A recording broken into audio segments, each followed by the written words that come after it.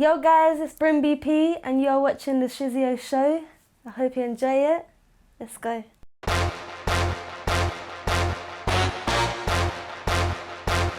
It's the Shizzio Show. Finished.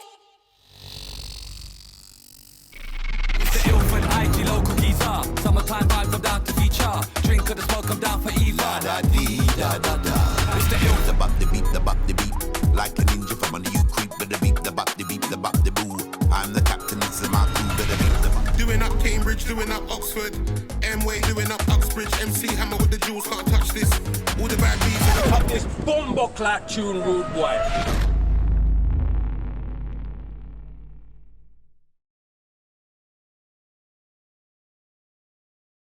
Right, listen, we're starting. It's Sunday, day of grace, but you know what? We get set moving each and every time. First and foremost, in the background, major executives are in the building. Man like Gids, shout out Gids. What are we pushing, bro? The G-Locker? Are we pushing anything? Now's your time, bro. Don't be shy. G-Locker. And this gentleman here, sir, your name? Gino with the VHS. Gino, what, VHS? Yes. What do you know about VHS, bruv? What, the cassette things? Old school, retro. Man's got the grills out and everything. We love that. Listen, our guest, we've been talking, it's amazing. She turned, I ain't gonna lie, it was a little bit of, are you coming, are you not? But she made it, Bryn BP. Hey guys. How are you? I'm good, thank you. How are you? So I'm very well. Thank you for coming. Thank there was you. a little bit of a I'm not coming, I am coming, I'm not coming.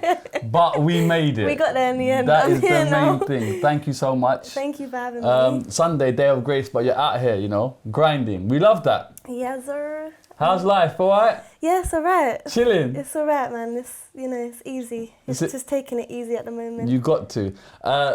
The name firstly, where does that come from? What, Bryn BP? Yes. Okay, so my real name's Brynlee, like full name. Okay, I've never heard that name in my life. It's and Welsh. I'm a well-travelled individual. It's from Wales. Okay. So it's like my nan's brother had the name Brynlee, so it can be for like it's a unisex name. Okay. But I just thought of Bryn for short because everyone used to call me Bryn in school. Is that a common name, a Welsh name, sorry? Yeah, It's stuff yeah. I've never heard it. Remember Gavin and Stacey, Uncle Bryn? I've never seen Gavin and Stacey in my life, you know. I'm one of them, I ain't gonna lie, it's yeah. Uncle Bryn, that was the uncle in Okay, there. His okay. name was Uncle Bryn. But yeah, and then BP is just like my initials for my full name, BP. Okay, there you So, go, boom. yeah. Amalgamation. Yeah. And you're South London? South, yeah. I'm sorry to hit that, I'm joking. Don't do that. No, South is good, man. It is good. Born and raised? Yeah. Where in South? Like South. Yeah, but South's big though. What do you mean South? Like Croydon sides. Croydon sides? Yeah. Okay, can you break down growing up in Croydon sides for someone named Brynlee? Oh, good. But like my. Just growing up, what was it like? It was. Do you know what? Like, it was a good childhood. You know, I got the whole playing out on my bike. You know, like that. You did that? Yeah, I done that. Like no social media whatsoever. Like How old are you? Sorry. I'm 25. Okay. So I just feel like I scraped it. Yeah. Do you know what I mean? So yeah, playing out on my bikes. Everyone asking like, "Is Bryn coming out? Bryn playing out today?" Yeah.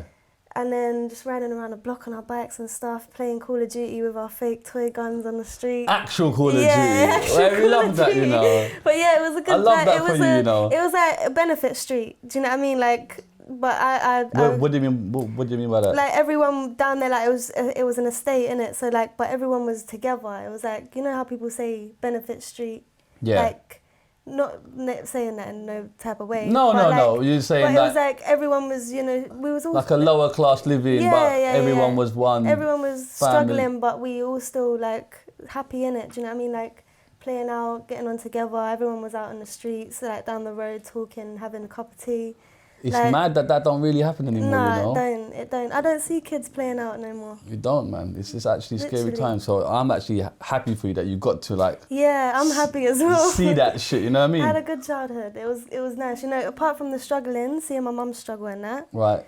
Can we elaborate on that? What do you mean by struggle? So when I was 3, we lost my father. Okay, So my sorry to hear mum, that. that was like my mum's love of her life. You know, me, my brother, and my sister. So obviously my brother was the one that found him. It was on Valentine's Day. So like, I just remember like the whole day I was like free walking down after Banana Club in Croydon. Oh, like you the oldest, sorry, I'm the youngest. You're the youngest, Yeah, okay, right. so I went Banana Club with my mum, like a little youth club. And even they ain't around anymore, the youth clubs, you get me? They're not. Right. And then, yeah, just obviously we see loads of police cars outside, like an ambulance and that. I thought it was like the next door neighbour.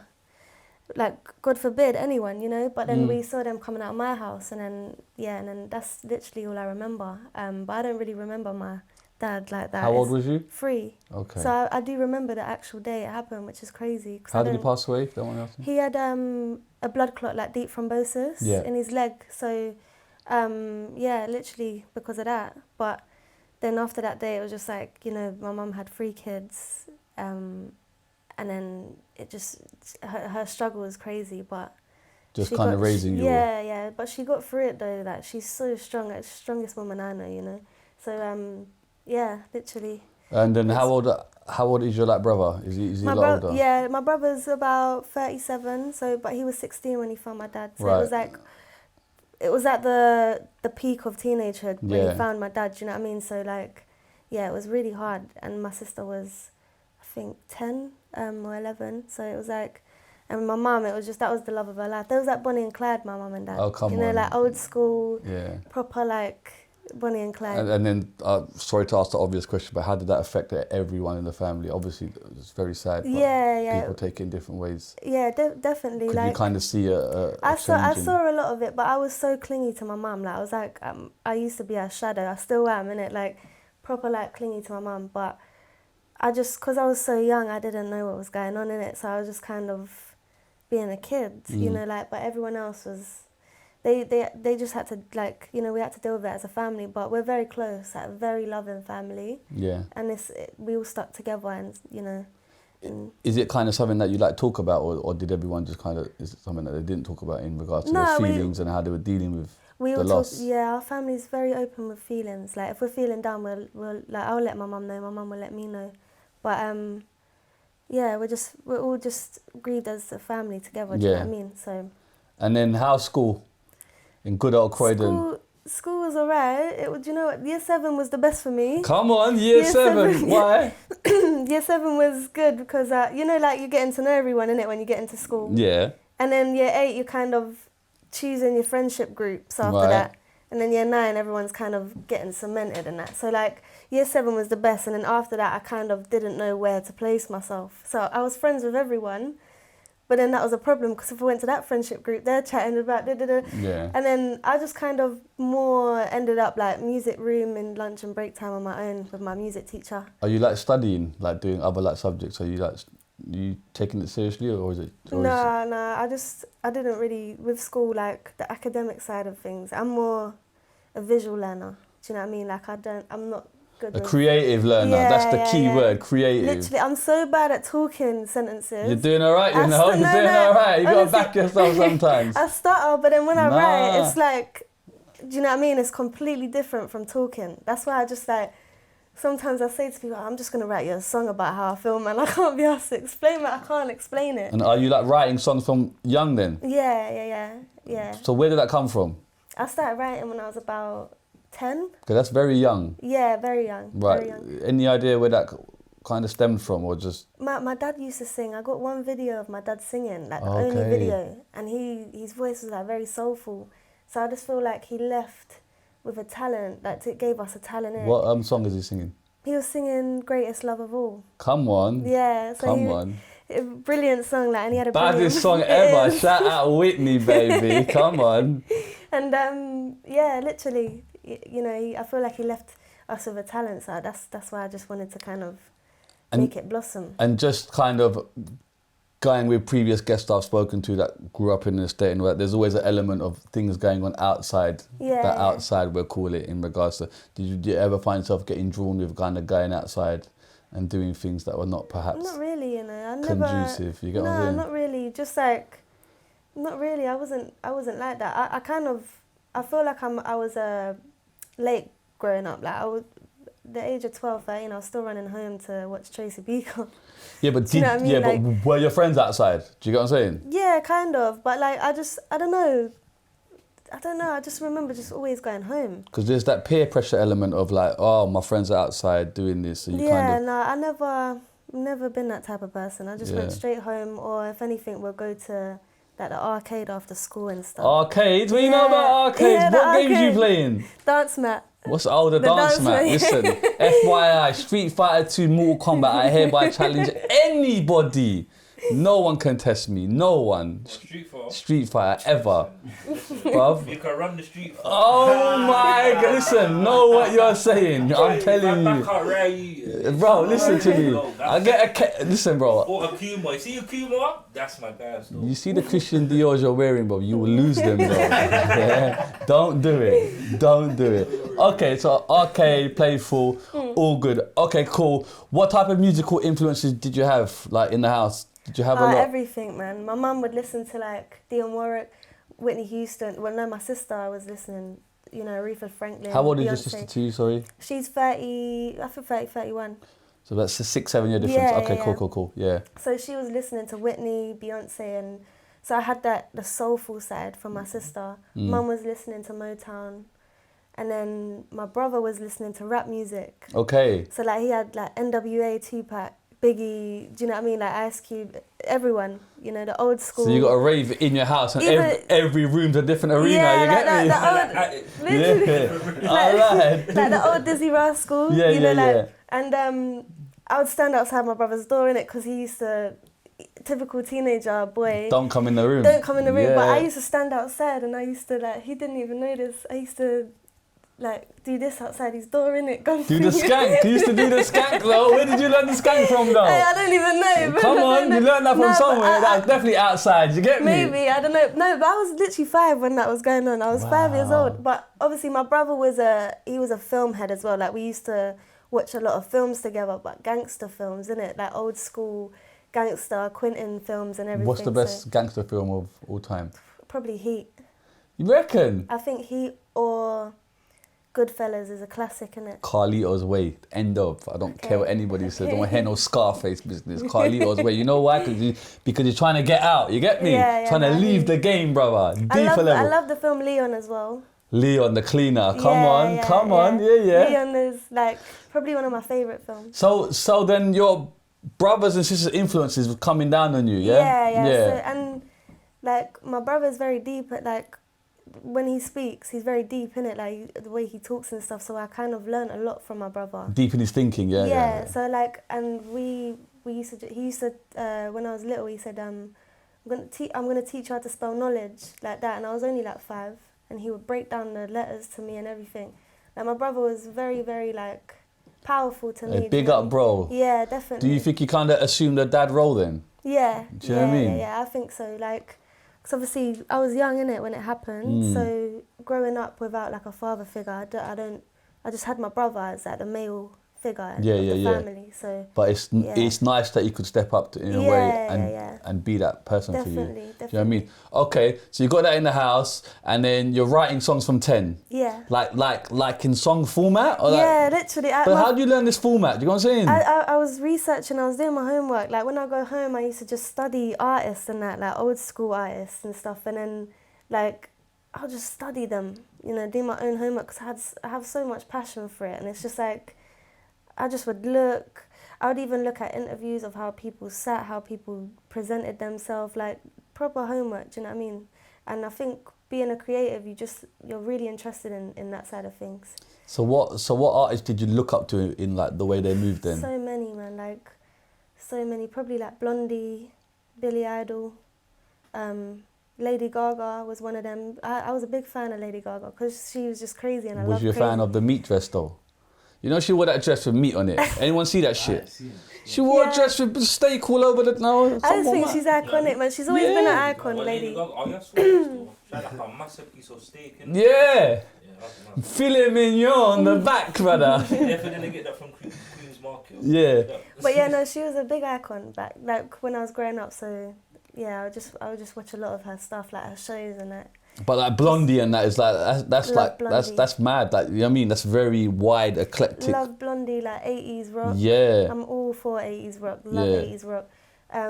Billy Idol as well. You know, he's very cheeky. Yeah. He's very like I don't give a fuck type energy, and I just love that. And you've got the actual internet here, so I'm guessing the research is a lot easier. Do you know what I mean? Yeah, 100%. Like you can see. Back then it was just like books. Do you know what I mean? What about MJ though? No Michael. Yeah, I ain't of hearing no course. Michael come out your mouth. I'm thinking, huh? No, Michael Jackson is cemented. Okay. He's It goes cemented. without saying. You get me? I have to just. Honestly, you know Michael what I mean? Jackson, I honestly feel no one can come near, anywhere near his type of legacy. I just have to innit? make you say that. I'm Nah, thinking, hold honestly, on. no. Sis me talking these names that I don't see no MJ. No, Michael Jackson cemented. Everyone knows. Do you know Yeah. what I mean? Like, it's inevitable for Michael Jackson, man. Like, he'll keep on being a living legend. Yeah. All right, so you're writing these songs. There's one thing about writing them. So how does this kind of escalate into kind of you becoming you and finding your, do you know what I mean? Literally doing videos in my room, like putting them on Okay, YouTube. so you're doing videos from Yeah, early. like, I How got- old? There's videos on YouTube of me singing when I was at 12. 12 years old. Still on there though. But you are filming yourself and editing them yourself. Yeah, I'm not editing. Okay, Not but you're editing, filming just- it and posting yeah, it. just posting it. Yeah, Like, but where does that singing. come from? Like, I want to put this on YouTube. Do you know what I mean? At such a young age. Obviously, I looked at Justin Bieber. You know, when he posted a video and then Usher found him. Yeah, I looked at that and I was like, oh my God, maybe Usher will find me. yeah. And I was young in it, so I was hearing about all of this. Okay. And then I was like, I'm gonna post some videos, like, and YouTube was just like, it started coming up in that like year, so it was like, it was big. Do you know what I mean? And you're just singing. Have you had any training here? You just. No, I was listening to my sister because she's a sick singer as well. Like her voice is like soulful, deep. Like, do you know what I mean? It's So does she proper. have training? Does anyone have training in your No, house? no Is it one. kind of like just self-taught? Yeah, Okay, so you're just singing and posting it online. yeah, literally. No care for that, and just this is what I'm just gonna be posting doing. it. I was in my pajamas on one of the videos. I was like, I don't give a fuck. I was just like, let me just put it out there. And how kind Like- of often are you kind of posting? I was posting a lot when I was about 17. I used to do 16, 17. I was doing mashups on Instagram. Okay, but we're talking 12, so there's a 5-year period where Oh, we have to fill in the blanks here. Okay, You get yeah, me? The no. timeline. Yeah, sorry, no. No. I was posting, but not obviously consistently. I was just posting when I felt like it, and then not thinking really anything of it. Do you know what I mean? And then yeah. Are you getting views, or is it just kind of? No, it wasn't no views. Barely, like, Yeah, do you know what I mean? Not that much. But yeah, and then I did stop because when I was 12, I got diagnosed with a life illness called Crohn's disease. Okay. So I got diagnosed with that when I was 12. Missed a lot of school because I was in and out of hospital. Okay, can we just talk about the symptoms for Crohn's disease for anyone that doesn't know? A bit of a trigger warning. Yeah, that's all right. It's all right. Putting it out there, guys. No, but people do, you know. Yeah, like, so this is really like personal, just letting you If you want to tell the world, tell the world. So But- when you go to the toilet, Yeah. it's just blood. It's like an intestine thing, isn't it? Yeah, it was just a lot of blood. Mm-hmm.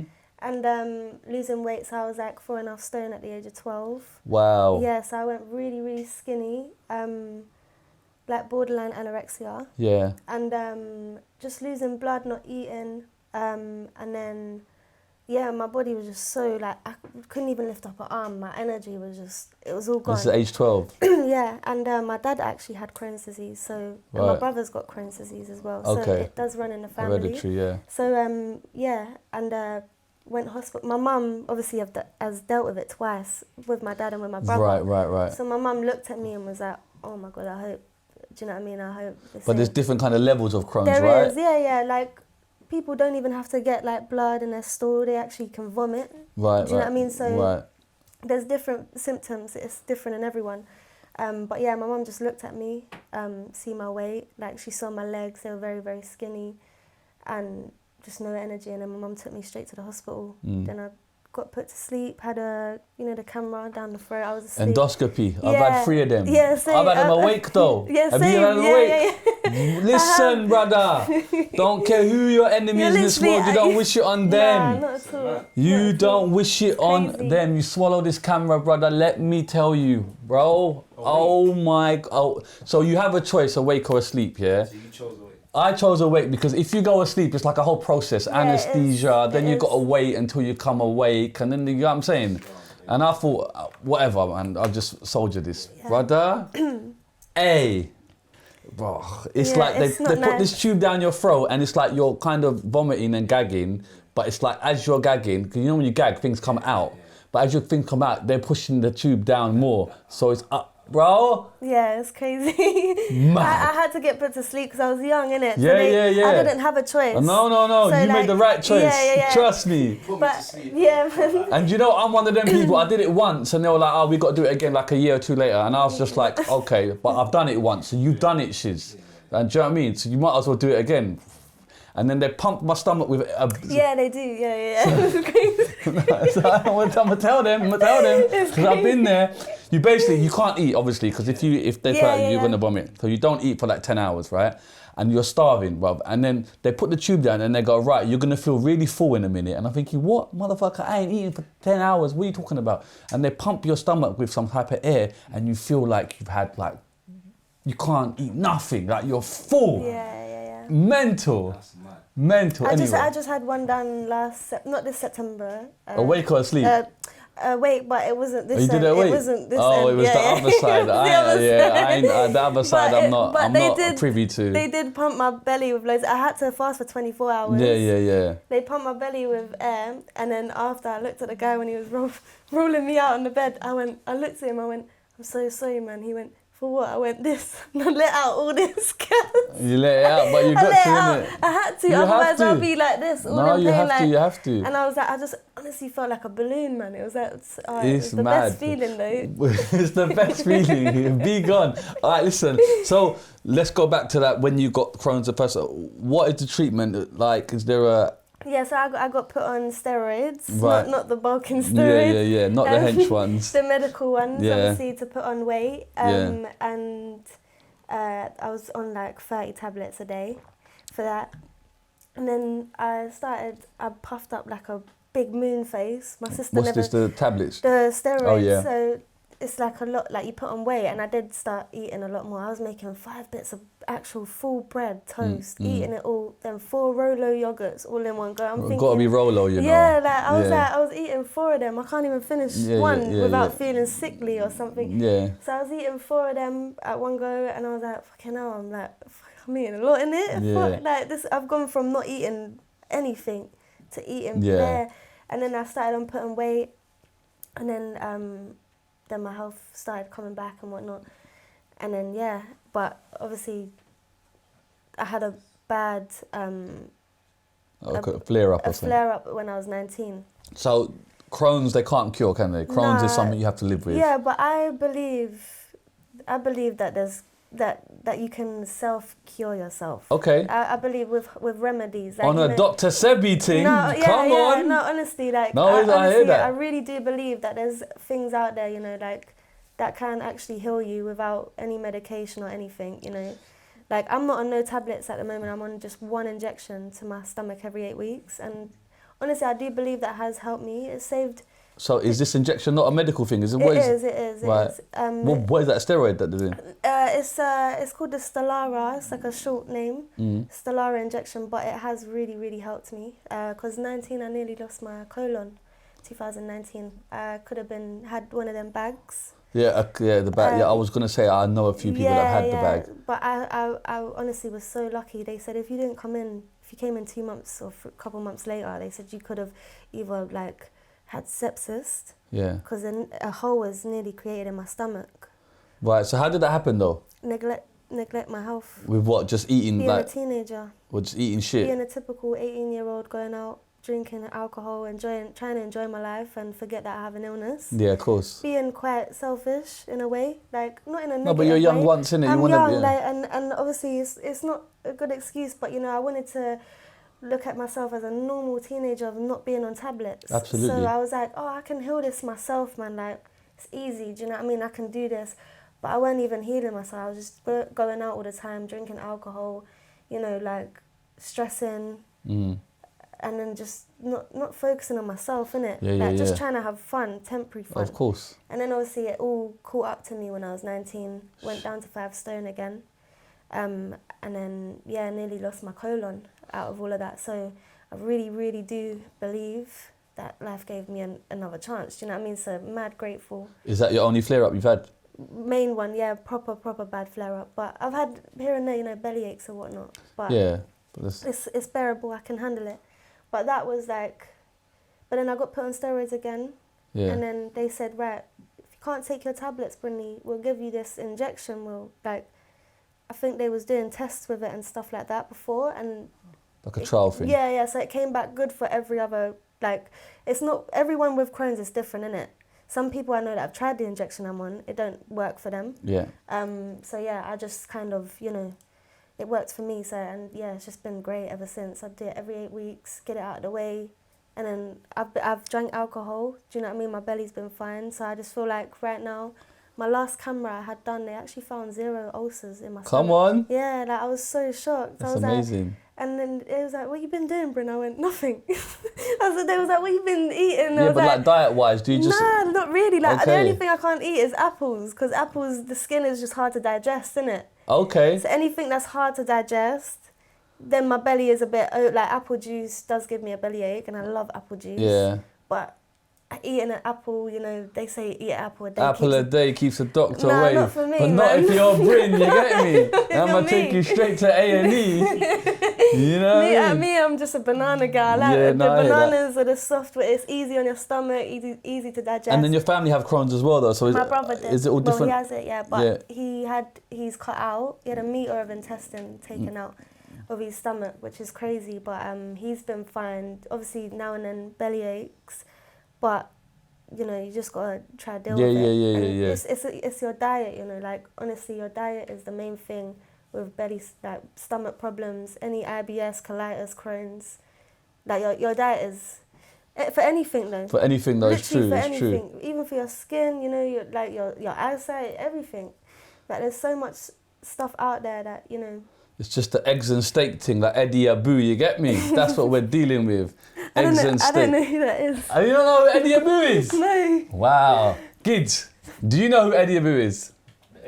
The egg guy. He basically just I says... know fish and a rice cake. I don't know. What? Bryn, you must be. What's fish and a rice cake? You don't know about fish and a rice cake, man? Nah, who's fish and a rice cake, man? Oh. See, she don't know Eddie Abbew, but she knows fish and a rice cake, man. She just says she don't know. I probably have seen, but I'm really bad with names. It's the guy that says, eat fucking shit. Yeah, this is fucking shit. He goes to like Sainsbury's and like his fans. Okay, he's basically saying, in like a nutshell, everything is shit apart from meat, And eggs, and like an avocado. I'm not gonna lie though, everyone Very everyone says, oh my god, if you have that though, it's like nowadays they're like, well, what the hell can I eat then? It's true. So many people are like, this is There bad. you go, look, there you Oh, go. I have seen, yeah. She tried to part Eddie, you know. No, I have seen him. She tried to. He's funny, man. He is funny. She tried to part Eddie. No, I have seen him. I'm looking at my phone because I've ordered you food, so I'm not being rude, yeah. I'm just, I'm just letting you. Let me just see where this guy I'm is. really bad with names, faces. I'm so good with. She tried to part Eddie, but it's cool though. No, don't even make it these look. Chatting shit now. It's cool. Huh? This is who you're talking about? Yeah, fish and a rice cake. I've never seen him before. What is that, a song? No, it's just like a little interview that he done and he just went viral because of it. It's funny. Because of fish and a rice cake. Yeah. Okay. We digress, but in like a nutshell, just watch what you fucking eat, innit, everyone? Yeah, it's simple, yeah? Well, yeah. Watch Health what is you wealth, man. watch what you eat. Okay, cool. So you are writing music at this time whilst you're going through this? Or Yeah. I am, yeah. You're kind of maintaining. Still making videos. I was making videos whilst being on steroids. I got the hate comments saying, bro, what happened to your face? Oh, you got all that? Yeah, I got, man. Okay. To this day. To this day, word to Deontay. To this day. I still get hate all the time, but it's Okay. fine. I don't. Did you not want to tell the people what's going on? Did you not feel obliged? No, I did. I did Okay. tell them. I'm very open when it comes to health, innit? Because Yeah. I know, like, I have helped a lot of people Yeah. with Crohn's as well. Like, people are like, oh my god, I didn't know you had it. Where it's so invisible, you could look at me and think, oh, she's fine, man. Though. But behind closed doors, could be having the maddest bellyache ever, trap wind, do you know what I mean? The whole lot. Yeah. But like no one ever really, it's just so invisible, you know? Have you ever been in a sticky situation where the belly's doing a madness? Yeah, man. And you got A to do lot. Does that happen a lot? A lot. So what do? You just got to figure it out. Just got to find the nearest toilet. Yeah, simple. So excuse me a minute. Honestly, that I'm just like, I go into, excuse me, do you mind if I use your toilet? You got to buy something to, I'm like, fuck's sake. Yeah, can I just get a bottle of water?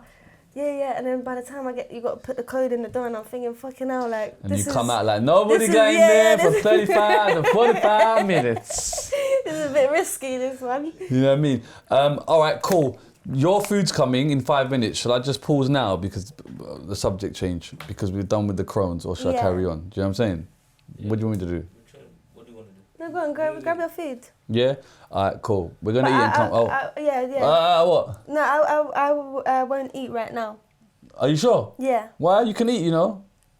If you got a side swipe, it's cool. The toilet's there. It's cool. I got you. No, I'm fine. I understand now. how it works. You get me? If there's a little bloating and a little, you get me? No. I got you, sis. I got no ulcers, alright? We all family here. Mi casa, su casa, baby.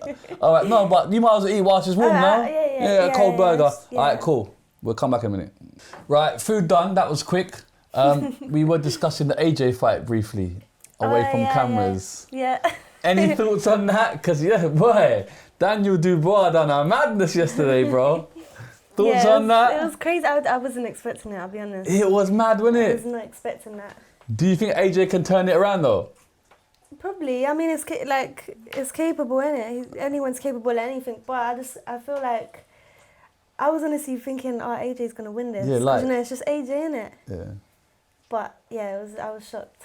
I was shocked. One of my friends won £500 yesterday, you know. No way. Yeah, man, he put £10 down. I was saying, how many bets do you think people have placed down? Yeah, it was like 33 to 1 or something. He's like, what? I just won £515. Bang! And I was like, what? Anyway, right, going back. So you're singing, you've got this Crohn's happening, you're singing every day? Every day. Like, just, are you kind of taking it seriously when you're doing this posting? Yeah, so are you thinking I want to be a singer kind of thing? Yeah, of course. Like longevity, you know. It's been years though. I've been doing this for Yeah, but we're in that gap of 12 to kind of 17, innit? Okay, Well, I want to stay in that lane. Yeah, no, 100%. I left school early to do it. Do you know what I mean? Okay, when did you leave school then? I left school beginning of year 11, so I didn't finish it. Are you allowed to do that? Well, I swear these days you're not even allowed. Well, back then, obviously, there was stuff going on in school that was stressing me out. Such as? Like just people in the school. People like sly comments, people just like not really getting me too tough. Judgy people. Is this because your online stuff is doing this? No, just how I used to present myself. And how did you used to present yourself? Like, you know, the way, like, it's quite childish, isn't it, thinking about it now, but it's like when I used to do different hairstyles, certain hairstyles and stuff like that. And, yeah, just little things, innit? I think it was a lot of jealousy going on. Like, that's what my mum said to me. It's because they're jealous, Bryn. And I'm like, what are they jealous of, though? Like. So is this like bullying then? Yeah, kind of. Like, I hate saying it's like bullying, innit? Because obviously people in school didn't really know what was going on. I don't think they realised, but to me... It's bullying, It was bullying, yeah. Like, people were just... I feel like I was getting targeted and I was so quiet in school. All I did was sing, innit? Like, I was sing and laugh. Like, right. that was just me, but I wasn't a rude person, never sparked up anything with people, but it's just, I think people targeted me because I was quite weak. Do you know what I mean? And then looks-wise, what are you doing? Like experimenting with, with your hair and stuff? Doing plaits in my hair and stuff like that. Like, and I think obviously it just got to me, innit? And I said to my mum, I don't want to go to school no more. I want to do music. And then my mum being so supportive, she went like, obviously I went to her like crying, innit? Like saying I don't want to go to school no more. I hate it. Are you getting bullied physically as well? Or is it just? Nah, not physically, but it was just like when BBM started happening, do you know what I mean? Blackberry Messenger, oi, right, go on, when that started BBM, happening. like, you know, people would talk and chat shit over there and stuff, innit? Yeah. And it was just like little sly comments and that, and obviously I'm quite, like, I am a very emotional person, still to this day, which is human, it's fine, innit?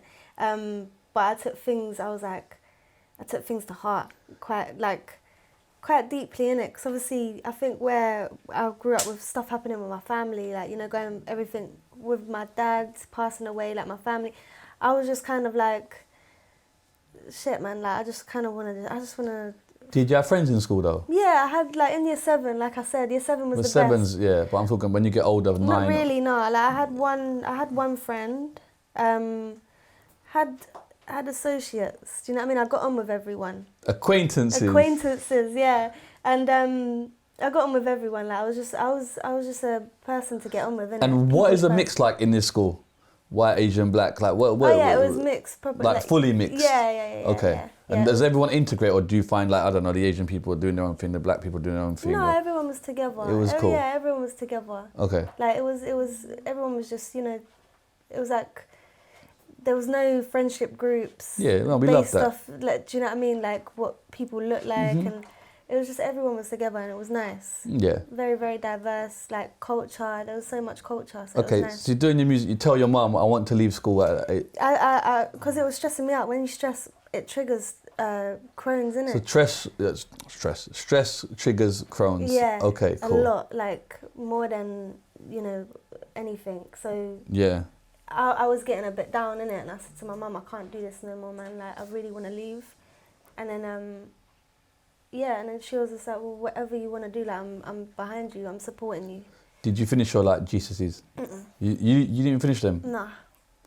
Okay. Are you allowed to leave school like that? Like, or do you just? I had my illness in it. Okay, so on like medical grounds. I was in and out of hospital because of the stress. Right. So it really did like get to me a lot in it. So, but yeah, man, I think school for me though. Anyway, it was just stress anyway. Like like I said earlier, I'm more creative, a visual learner. I was quite behind in school. Like I don't like saying dumb in it. I just like saying I'm very slow with that way of learning. Yeah, like everyone else was on this topic, and I was like, fucking hell, I'm like 10 topics behind, type thing. And the teacher would always move bare fast, and I'm thinking, shit, my attendance was bad, so I went down a set. I was in set 2, and then which is what's that, maths? No, like for the whole thing. whole And then I got moved down because of my attendance, because I just weren't going to school. Like it was just stressful, innit? So I was just like, fuck this, man. Like I wanna leave. And my mum obviously pulled me out of school. Don't get it twisted. My mum went to court for me in primary school and stuff like that because of my attendance. Like, oh, is it? Yeah, she got fined. She went court over me. Like, mum's. What was that? The Crohn's again? Nah, this was before Crohn's, like primary school. Well, like, are you doing the holiday thing? You get me? You're doing the holiday thing. Nah, not even. Like, is do you know Bryn what hitting happened? them 5-star holidays when she's not meant to in term time? You know them ones. I paid them fines, motherfuckers. No, honestly. Do you know, like, once I took a day off in it, and me and my mum was like, oh, we'll just, I'll take you out, and we'll go cemetery to see my dad. Yeah. And then we was on the tram, because obviously Croydon has the trams. Whoa. We was on the tram. That's a wild concept for me, East boy. Have they still got trams there? Yeah. Mad. There's What in trams. Amsterdam is happening in Croydon? You get me? But yeah, we got on the tram, and the attendance officer from the school was on there. It was the worst time. And Mum went, oh fuck, she was like, Bryn. And then I was like, oh shit. And he went, hello, Tracy, like that, to my mum.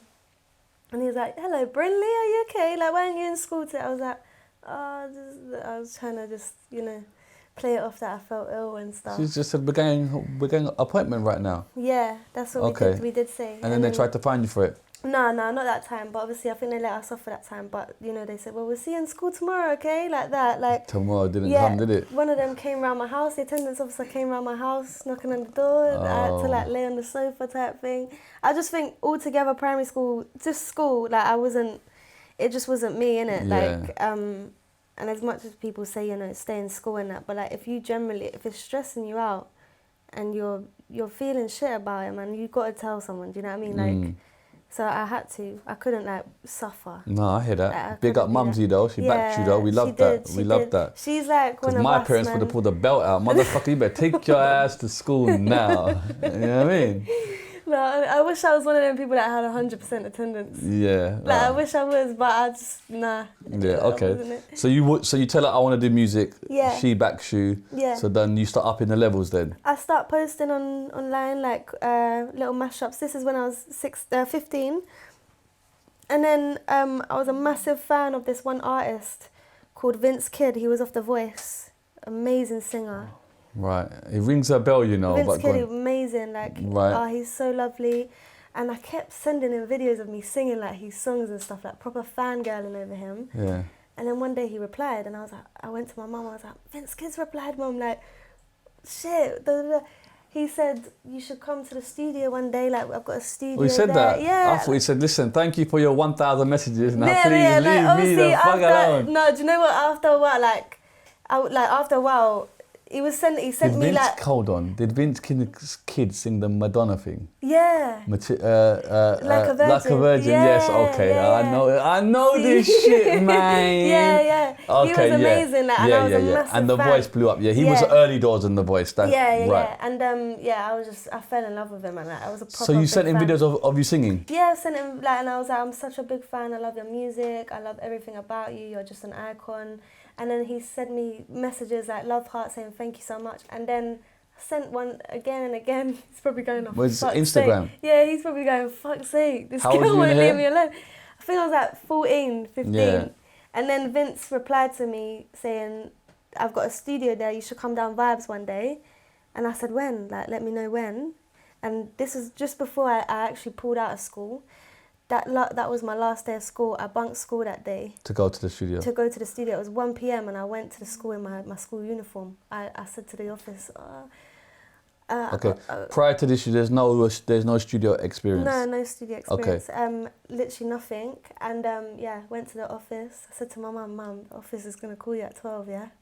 So mum is backing you. She knows about the Vince Kid situation. Yeah. Because I got to be honest, you're 14 years old going to a studio. Yeah, no, but listen, so there is an aspect to that. I'm getting to it. So obviously my mum did speak to Vince. She did, because I'm young. Do you know what I mean? Like, she did. And yeah, she was like, all right, cool. So I went to the studio in my uniform, got on a train, literally don't know where the hell I was going. By yourself? By myself, 15. You're not worried? No. Okay. And I think, it was year 11. Literally year 11. So where was the studio? South still? Soho.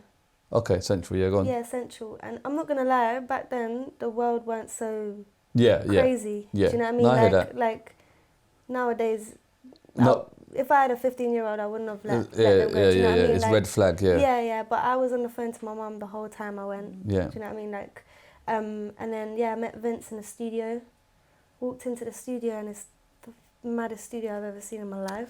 You like proper studios in Soho, yeah? Yeah, proper studios. And then I came across my producer, Matty Schwartz. And he was in that studio session? He was in that studio and he was thinking, what the fuck is a school kid doing in the fucking studio I'm not right now? I'll Like, be thinking the same fuck? thing, you know what I mean? Yeah, like, and then he was like, and then Vince was like, yeah, like, this is Bryn, meet Brynlee. But how was it like meeting Vince though, first time? I was completely like, I was so gassed, but I couldn't, I couldn't show it, like, and I was just like, oh my God, I'm with fucking Vince, like, the fuck? And so I went in the studio with him, and he was in his session, and I just sat there and like spoke to everyone. And then Matty was like, so what do you do? Like, tell me. I was like, oh, I just write songs in my bedroom at the moment, you know, like I sing, I rap a little bit. And then he went, you rap like that? Right. And then I was like, yeah. He said, if I make a beat right now, do you think you could go on the mic and just, I was like, yeah, I think so. And then I was asking how it worked and stuff. And then I just fucking let out these bars that I just wrote. That you wrote? That I wrote. Okay, so you haven't bars. mentioned the word rap prior to any of this, right? Oh, so no, that's all good sorry. because you said you were singing. So Yeah. I was curious as to when rap did enter. Like Rap entered, I say when I was 11, 12. Okay, early doors. Yeah. So you're practicing rapping whilst you're doing the singing as well? Yeah. I was trying to learn how to play piano, but I would do like a piano piece whilst rapping in my bedroom. Right. And a little keyboard I asked for Christmas. And then doing that, and then started writing to it. And then I found YouTube beats. Do you know what I mean? Going on there like that, and then that's when... So the videos you're posting are of rap as well? It was singing in the beginning. Yeah. And then I've posted my first rap video on Instagram, 2015, and it got 30k views overnight. How old are you then? 15. Okay. And obviously Vince saw that as well. Right. And he and saw that's the why he views. said come studio. And that's why he said come studio. Okay. And is this your own bars, just freestyling? Yeah, my own bars. I think I remember the bars. I said, fuck you and your clique, you're full of jealousy. Just a bunch of bitches that are jealous of me, something like that. I'm doing something with my life. Will you do? Smoke tree. Okay. And then I put it on Instagram. Is this relating to stuff at school then? Yeah. Because it sounds like it, you know what I mean? Yeah. So you're kind of penning your pain in school. Yeah, exactly. And Okay. and when I got home, I was like, I can't wait to write about these people when I get home. Can't wait to do this. And I You're just channeling the energy, yeah? Yeah, and I just thought, fuck it, I'm going to post a video, man. Posted a video. Obviously, Vince saw that video. It got 30,000 views overnight. And to me, back then, I was like, what the fuck? Like, you made it. Like, yeah, for real. Like, 30,000 views on Instagram. Like, it was hard, innit? To even get 100 views. Like, so, yeah. And then how many followers you got at this point? I started getting bare followers. No, but prior to that, that what was just under 1,000. Right, and then this goes out and... This goes up, and then I literally got 4,000 in one day. Amazing. Like, just like that. And then I was like, fucking hell, what the fuck's going on? But rap-wise, who are you kind of listening to at that period? Like who was doing their thing? Lady Sovereign. Mad you said that. It's Yeah. crazy you said that. Okay. Lady Sovereign. Okay, why? Because she was cheeky. She's like, love me or hate me in your face. Like, do you know what I Okay. mean? Like, and I was just like... Was Lady Sovereign big at that time, or was she me, before she that? was. No, okay. to Was me, she she out was. at that time? I think, but way before that. Because you're throwing me with your age, because I think Lady Sovereign was before your time. Do you get me? Yeah, I think so, but I think where I've got older brothers and sisters, innit? Like, it's just... Right. It was like a norm, though. I didn't Right. really look at it as, like, old music. It felt new to me. Okay, because Lady Sovereign got a lot of stick from a lot of people. Yeah. And so... Like, she wasn't levels. Yeah, it was but- watered down. She was commercial in that respect. She was doing her thing. Don't get me wrong. There was also an aspect of female white rapper. Yeah. I don't think there's ever been like a female white rapper in the UK that I can pinpoint. You know what I mean? No, except for Lady Sovereign, that's all I know. Right. Okay. So, are you relating to her just based on her music, or just on her look, her appearance, someone that maybe could look like you? Do you know what I mean? Yeah, I think like, and obviously I did like hear the same hate comments kind of thing. Right. You was getting similar comments. Yeah. Okay. So I was just like, and obviously I was listening to, you know, Miss Dynamite. Come on. And like... And when they sound boo! Yeah. Like, I was listening to Miss Dynamite. I was listening to a lot of like, it wasn't just Lady Sovereign. Miss Dynamite's powering me, you know. I'm trying to get to Miss Dynamite. She's airing my messages. What's And up, man? Lioness, Come on, Lady man. Leisha. Right, okay. So, like, Leisha's out at this point. Lioness is Leisha, out. Definitely Leisha. I looked at Leisha and I was like, she's fucking cold. Like, Yeah. Paige Cakey, when she was doing her songs, you know, I forgot what it's... This is kind of the SBTV period as well, right? Yeah, Channel AKA and that. Yeah. So like, I was just watching all of them. Okay. And then I was just getting like inspired, innit? So, and then obviously Tupac growing up and stuff. Yeah, but they're a lot harder in their raps. Like Lioness, they were more ferocious. Lady Sovereign was not as ferocious. Yeah, you know but what I'm like I just see it as rapping. Like, I just see it as different, like, you know. Yeah, branches of the tree. Yeah. Different. Yeah, I hear that. exactly. So I was just looking at a lot of female rappers because I was thinking, I'm not going to look at the men because I'm not a man. Do you know what I mean? I hear that. Like, so I'm just, obviously, there are great... But these raps you're doing, they're a bit aggressive with your aggression in regards to what you're spitting. Do you know what I mean? Yeah, because I don't take out my anger through just... I'm mad, chill, cool person, mad quiet, well soft-spoken. Yeah. And then when I do rap, that's how the anger comes out. Do you know what I mean? Like, that's how I channel my anger. You know when people do boxing? No, 100%. Like, they get it out like that. I'm just more, when I get on the mic... But did that just come out naturally? Like? Yeah, literally, naturally. Like, obviously, the more you get older, the more you do it, the more you get better and stuff like that. Right. That's like with anything. So the raps are getting more views than the singing? Yeah. So do you then tone down the singing? No, I do it also as well. I literally, the cover after the rap video that got 30,000, I put a Drunken Love cover by Beyonce up. So you're singing it and then rapping? I'd done the singing and then I was like, all right, cool, now I can give them a bit of both. So I'd done rapping and then singing the verse. Amazing. And then singing the chorus. And then, just started doing that. And then people were like, and then I started doing mashups and that's where the views What do you mean started. mashups?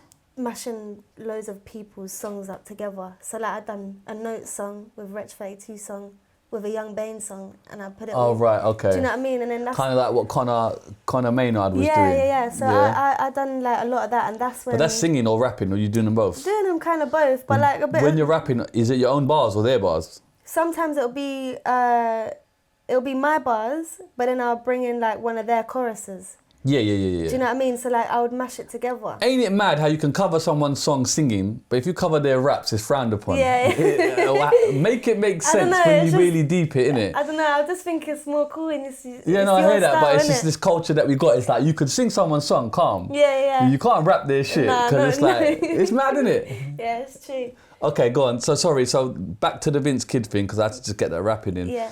The producer you then meet. Yeah. Right, you don't do anything in the session in regards to recording, you're just there. I was just chilling, and then obviously we're just talking and that, like, you know, about my, like how we're doing now, talking about my past and whatnot, music, what do you listen to? And then he obviously said, well, when I said I rap, his eyes lit up and he went, you rap? And he was like, if I make a beat, would you jump on the mic? I was like, yeah. Got on the mic now, and then I just started going, like that, and then he went, Shellers. He went like this, he went, what the fuck? Yeah. He went, you just turned, and then I went, was that alright? Like that, and then he went, nicely again. He went, that was fucking incredible, man, oh my god, and I was just like, oh, thank you, like. Is Vince in the room at the time? Yeah, and then Vince was like, I told you, man, she's sick, and then Matt's head was just going like this, probably. And then he said, I need to talk to your mum. I was like, why? He went, because you're young and obviously you need to finish school and like, you know, he's a dad, innit? So he gets respect it. I respect it. And he was like, but I really see mad potential in you. Like, what you just done was crazy. Yeah. And he spoke to my mum, but I was just like, what, am I in trouble like that? Because it was just like, what the fuck? And then, my mum was like, you're right. Like, it's proper Cockney, innit? Yeah. Oh, yeah, well, how is she? Is she all right? And he was like, oh, what's your name? And whatever. And then, just from there, obviously, Matt told me to finish school. I was like, yeah, I'll finish school. Fuck school. Yeah. He went, you need to get, like, do you know what I mean? Like, you always need to have something back up. Safety net, yeah. But I was just like, yeah. But in your mind, you're done, yeah? Yeah, in my mind. So what did you do? Do you end up working with him? Made a song that day. The same day? Yeah, made a whole song. A whole song? I said, I haven't wrote the rest. So I said, yeah, I'll do it now. And I wrote it in like 10 minutes. Jumped back on the mic. I remembered my bars, so I didn't need my phone. But I just wrote. I was just like so into the fucking, like, it was crazy. Yeah. And then I went home. He got me a cab home because it was late. Not too late though. And literally, I went home and I showed my mum the song because I had it, like, the rough copy of it on my phone. And then, my mum saw the happiness in me, innit? She was like, she said, this is you. Yeah, this is you. Like, you look like you're proper in your zone, innit? So, and then she was fully on. That's when I was like, I don't want to do school. I can't, like, I'd rather be happy than go to school and stress out and make myself ill. Why am I going to suffer? Yeah. And then my mum was for it. And then, that's how that happened, literally. And then me and Matt's been working 10 years together. Oh, ever now. since? Yeah. Okay, so from there, you're going back to studio then? Yeah. Just recording? Yeah, I told him, I finished school, but then I told him, I said, sorry, Matt, like, it's not going to happen, innit? Yeah. And he was like, I can't force you, but whatnot, Okay. And then, like, but I'll be honest, he has been more like a father figure as well, you know, like, he has taught me a lot. Yeah. And I taught him a lot. Do you know what I mean? Like, with music, with life lessons and stuff like that. And I met his family, his daughters, you know, and it just felt like another family for me. Yeah, so he's kind of been managing you in a way. Yeah, kind of managing you. Kind of. And then what happened with Vince then? Did you do any songs with Vince? No, I didn't do a song with Vince. What the fuck, man? Why not? I know, but I always said to this day, when I make it, I will really, honestly, like, gift something to Vince, innit? Like, because... Do you still speak to Vince or not? Now and then on Instagram, like, we still follow each other. Then why can't you just do the song now? I would love to do something with Vince. Vince, what's up, man? Like, do you know what I mean? No, it's true. Like, you got to do that for the legacy, do you know what I'm saying? Yeah, no, of course. Vince is amazing, man. Like, he's...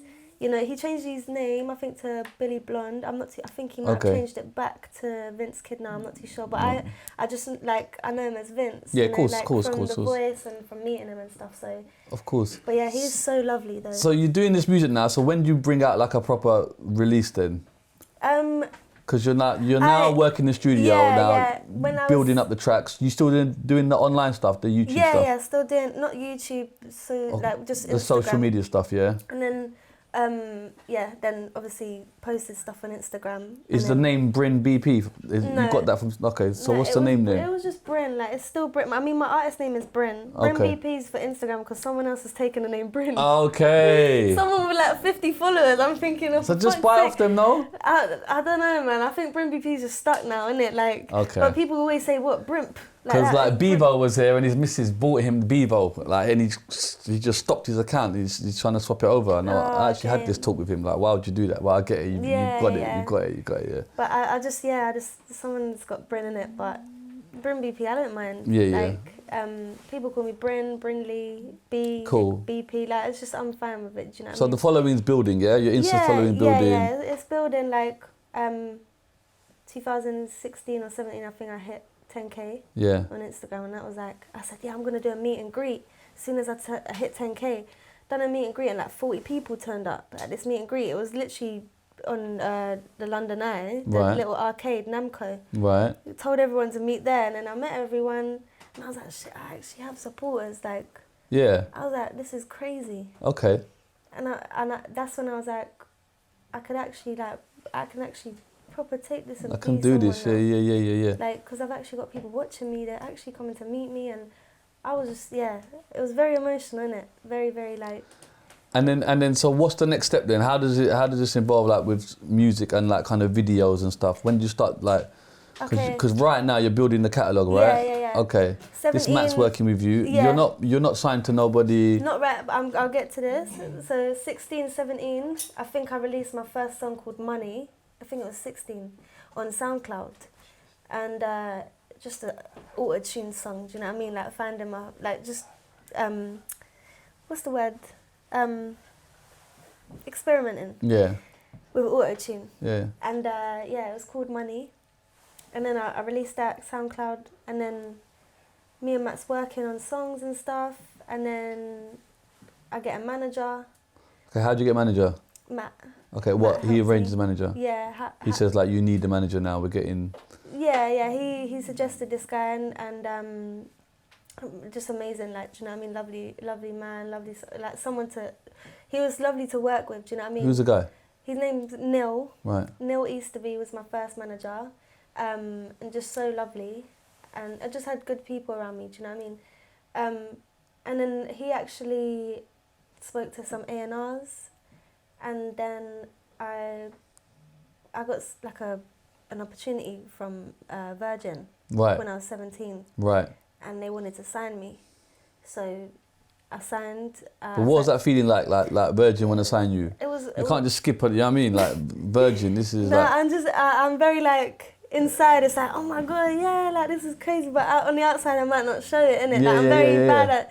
Like, I'm mad grateful, innit? Like, come on. I'm just always smiley. I'm mad smiley. So I was like, shit, like getting signed, I don't know like how to feel, innit? Like, it's just mad. I was obviously excited and happy. And I was like, this is sick. And your mum as well must be like... Yeah, mum came to the signing, like she had obviously a bit of Prosecco there. Like it's got to be champers, no? Yeah, champagne. I think it was champagne or Prosecco. Yeah. It was the fizzy bubbly, you know? Yeah. But what was the deal though? It was a oh my God.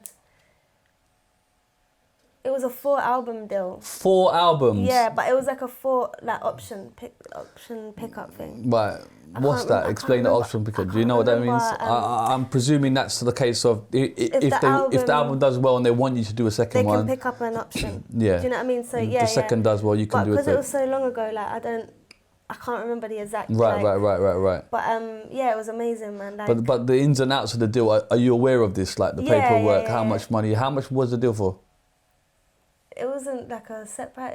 It wasn't like a set money thing. Okay, so there was no. There was an advance, and then like. How much was the advance? Can I say that on it? Loads of people do, so it's up to you.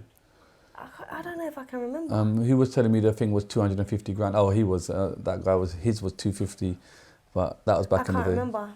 You can't remember? Nah, honestly, I can't remember. Okay. I'm trying to think. Is it a lot of money? Is it like 10 grand, 50 grand? To me, yeah, like it was to me. I was like, Yeah, but what I'm trying to figure out your to me, 500. your bar. To me, £100 is a lot. Well, innit? that's what I'm trying to say. So This I'm trying was to like, figure I was out. like, oh my god, I'm rich. Yeah, but what was it then? That's what I'm I trying think to. it was definitely over like 50k. It was over 50k. Yeah, okay. over 50k.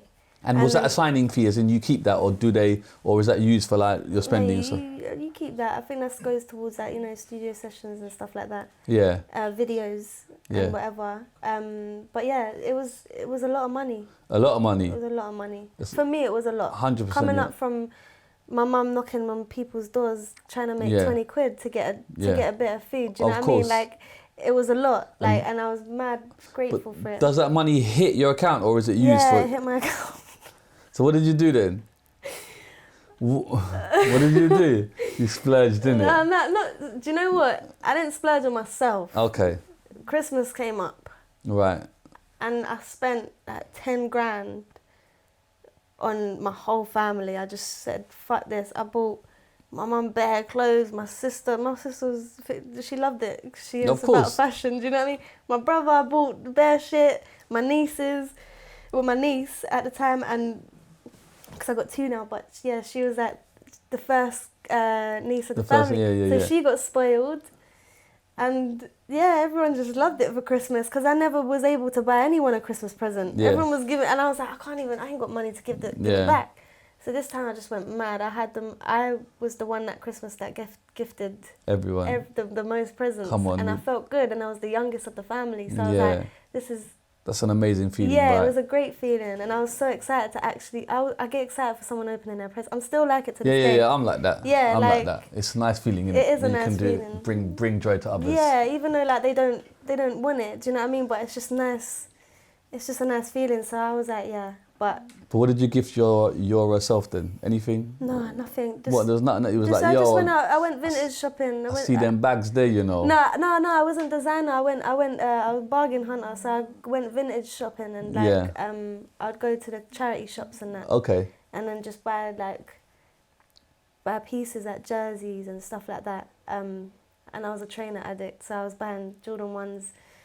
Jordan 4s or Jordan 1s. Rolex is more than one. I was getting trainers. Yeah, but I'm seeing this ice now, so you're obviously. This ain't real. But I'm seeing. Okay.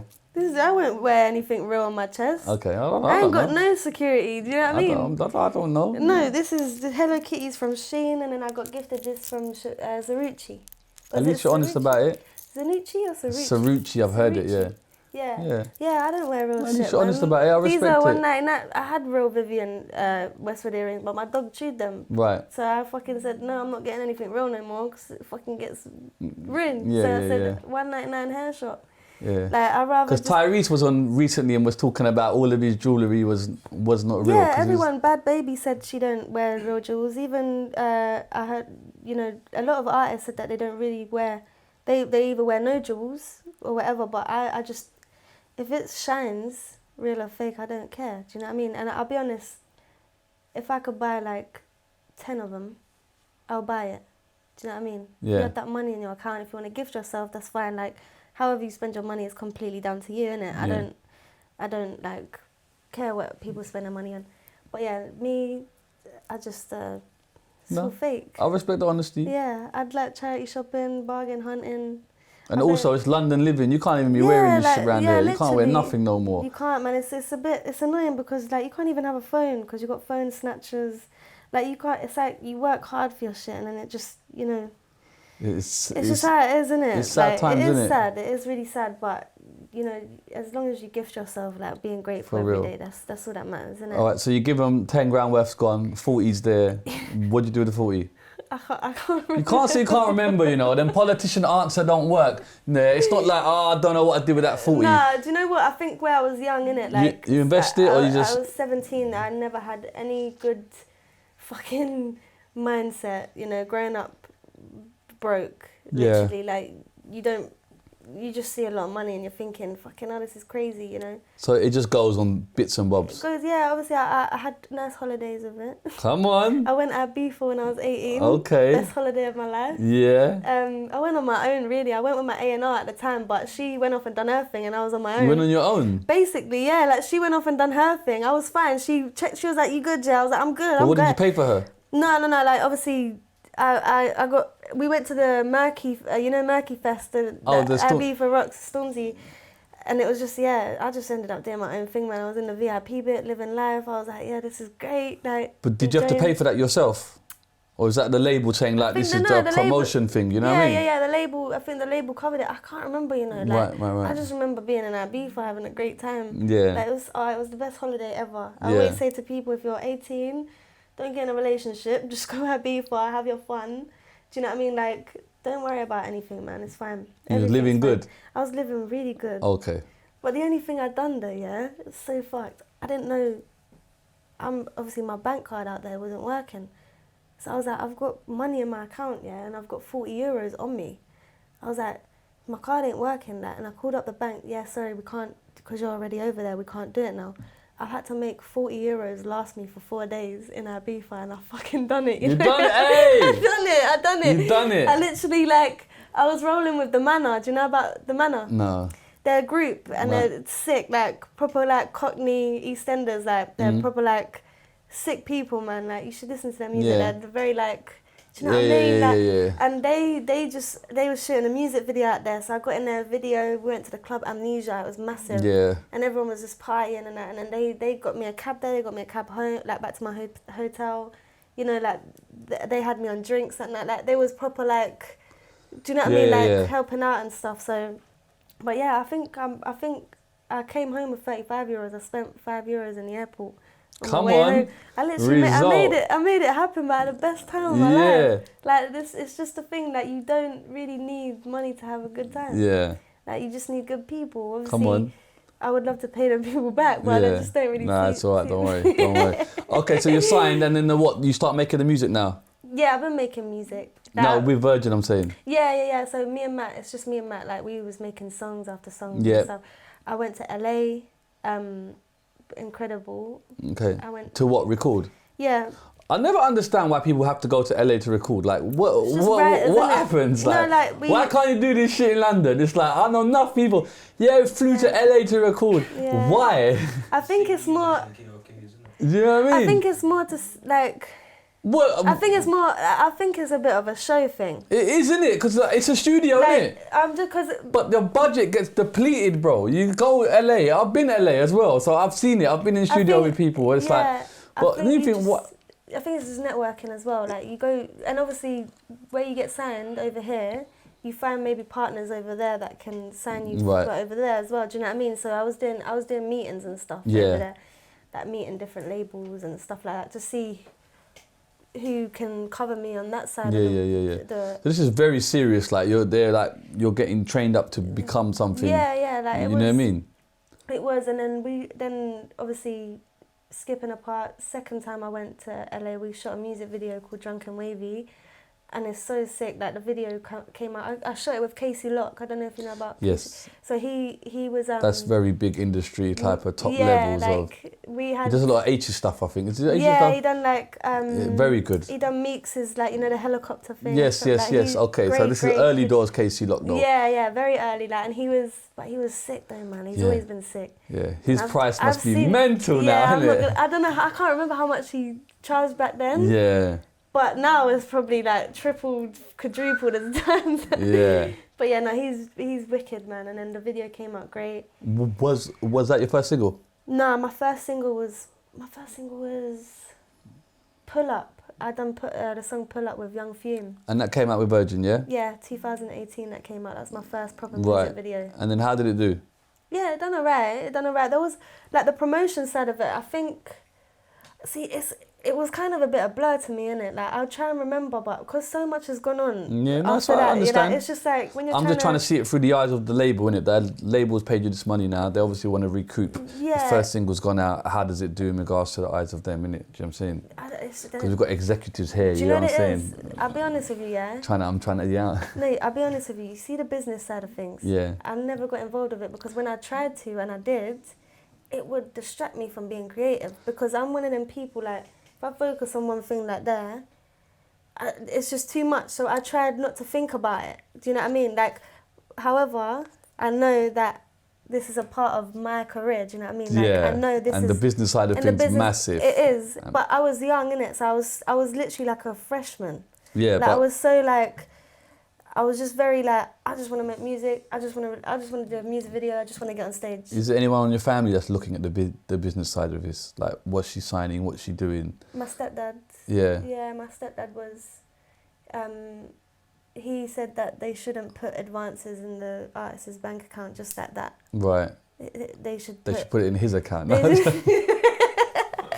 Probably. Okay. No, like, give it monthly, innit? Yeah. So she's actually got... Like, all right, say $1,000 a month. Yeah. Because that's just how he's been working. Do you know what I mean? His whole life, Yeah, and of course. he's probably has seen people spend their money and just fucking on anything. Do you know what I mean? And just to touch on stepdad, when did stepdad enter life? Because I think when I was 10. okay. And, Yeah. And then how was you with that new man entering?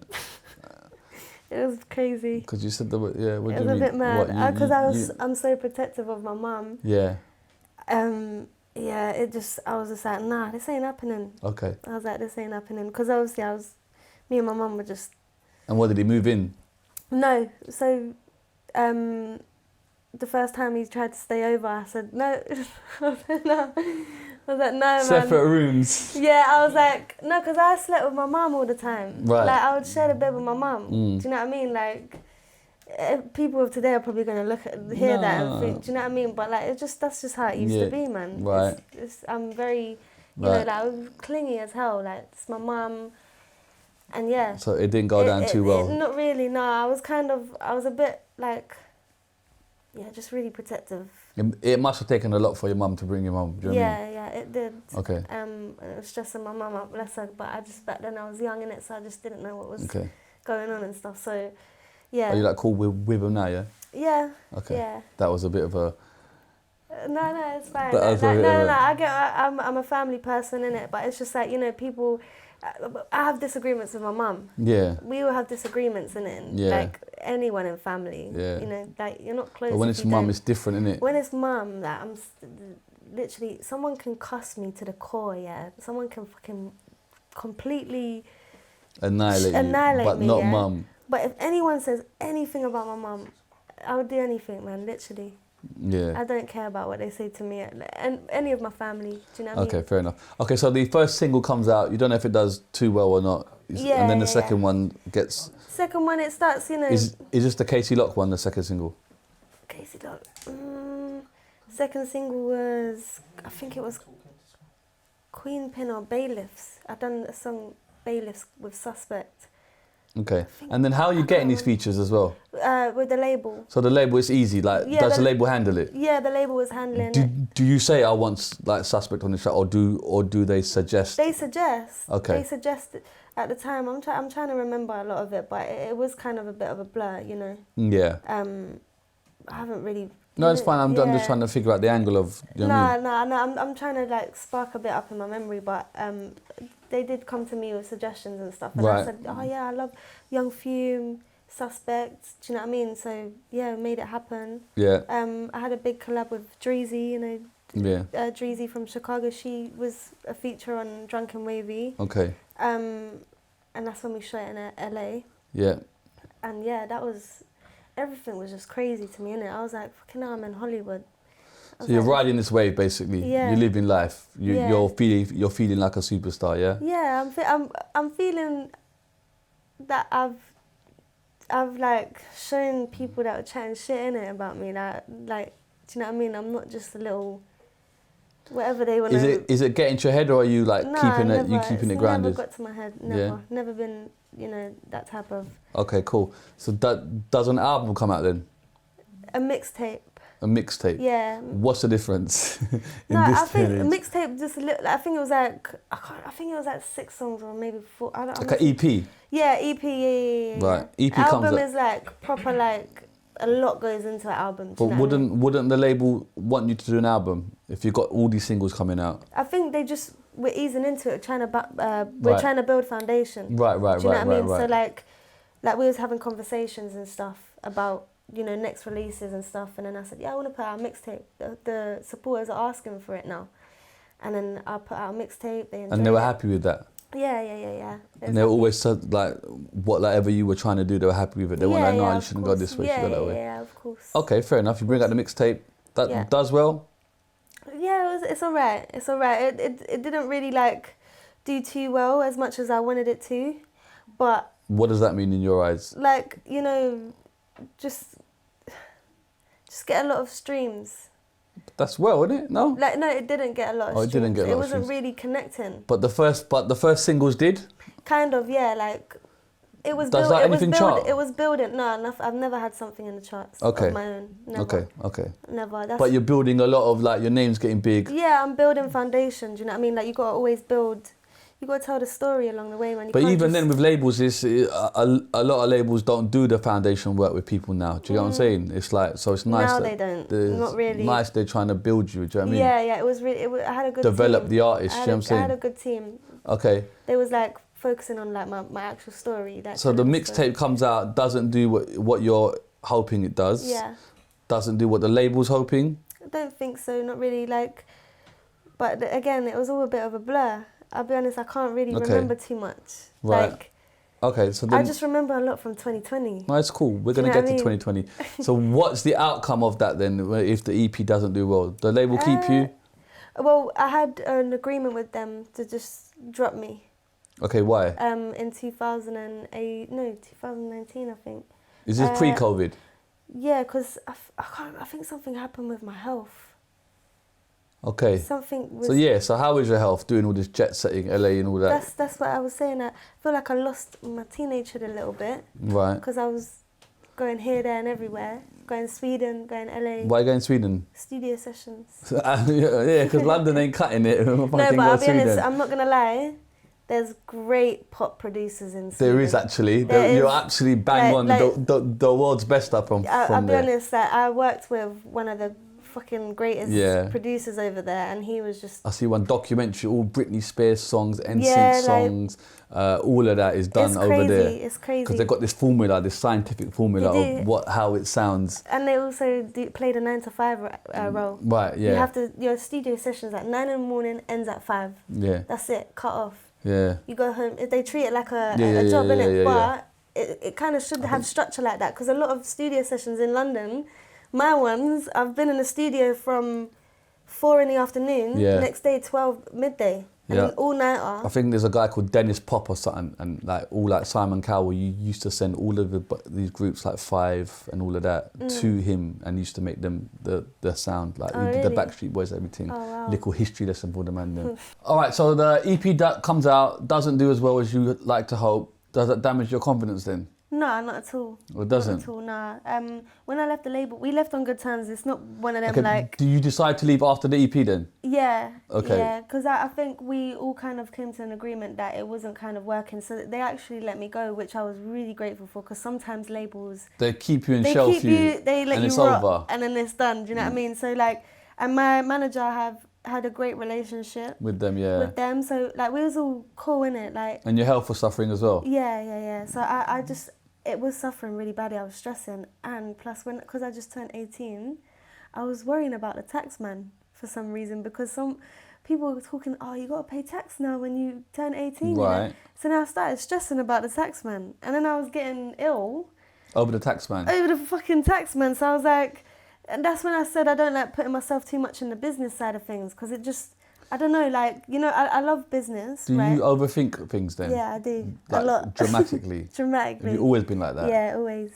Always Yeah. been like, I think, I don't know what it's from, but Are you just a worrier? It's like, yeah, you because are. my mum's like it, my sister's definitely like it as Yeah. well. I just think it's... Can you not try and break the cycle? Do you know what I'm saying? I'm trying. I get it. I'm comes. trying. Yeah.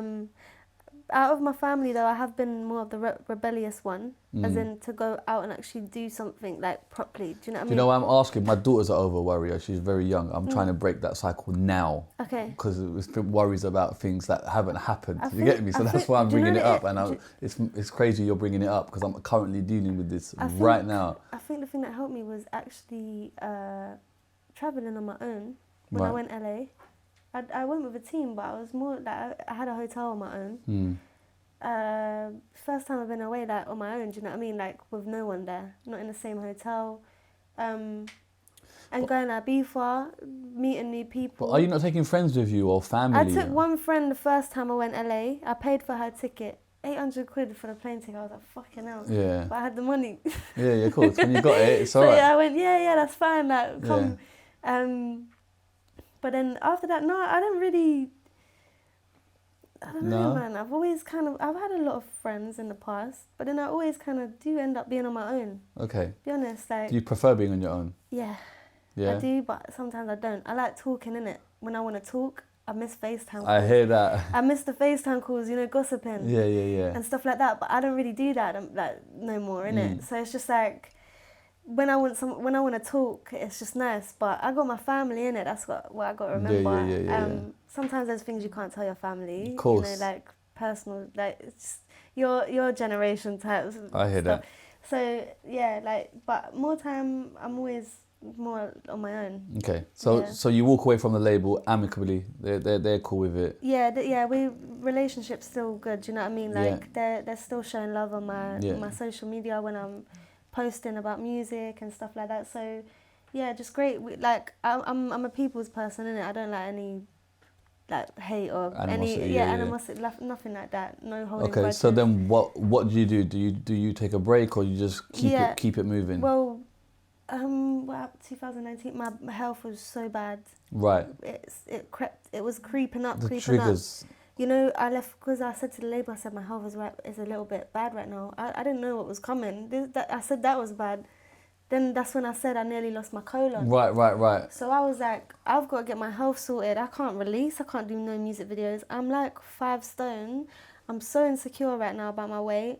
People are actually looking at my Instagram and telling me to eat more on the comments, which I found really horrible.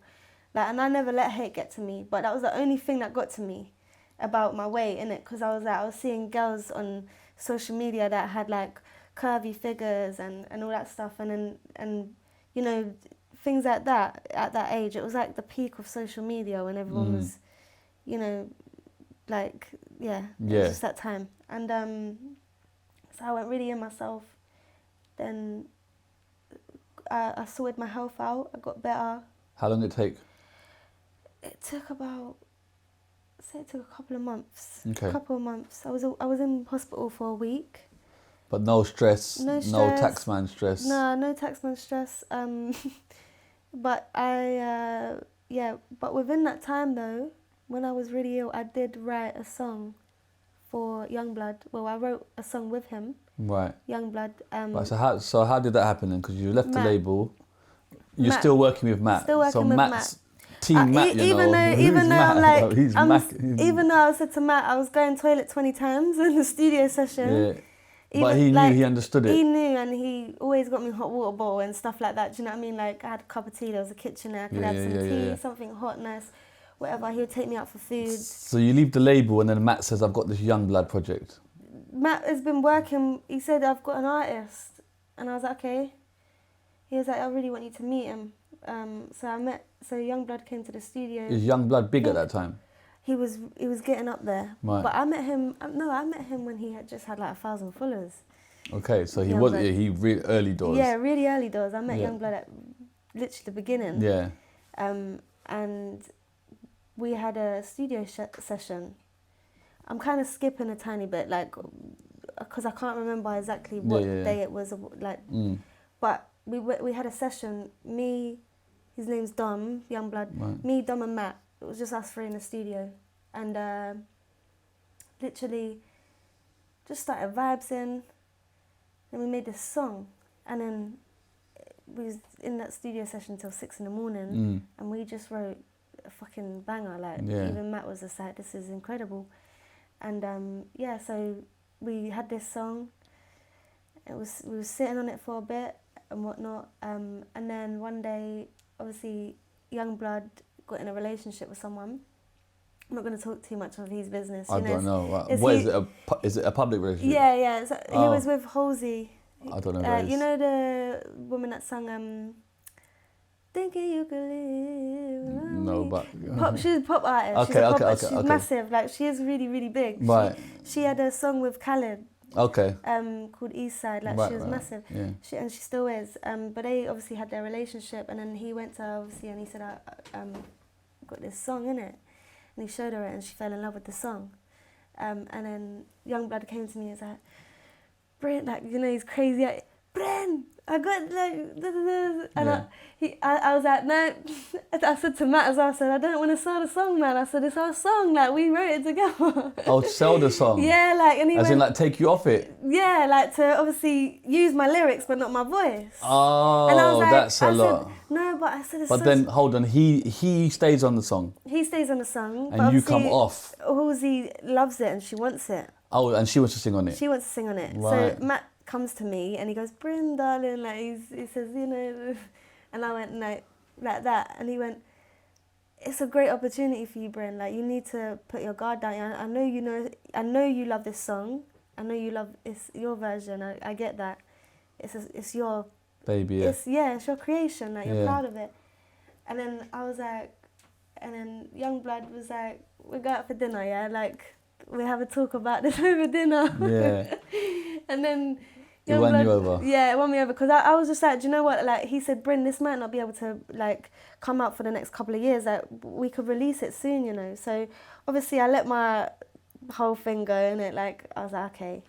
And obviously, Halsey then records her part, and then I get sent back the song, and I was like, yeah, this is incredible. And then I get sent back another version, and then Travis Barker is on the drums. Mad. So I was like, this is crazy. So I said, this is crazy. Like, I said, Travis fucking Barker. Yeah.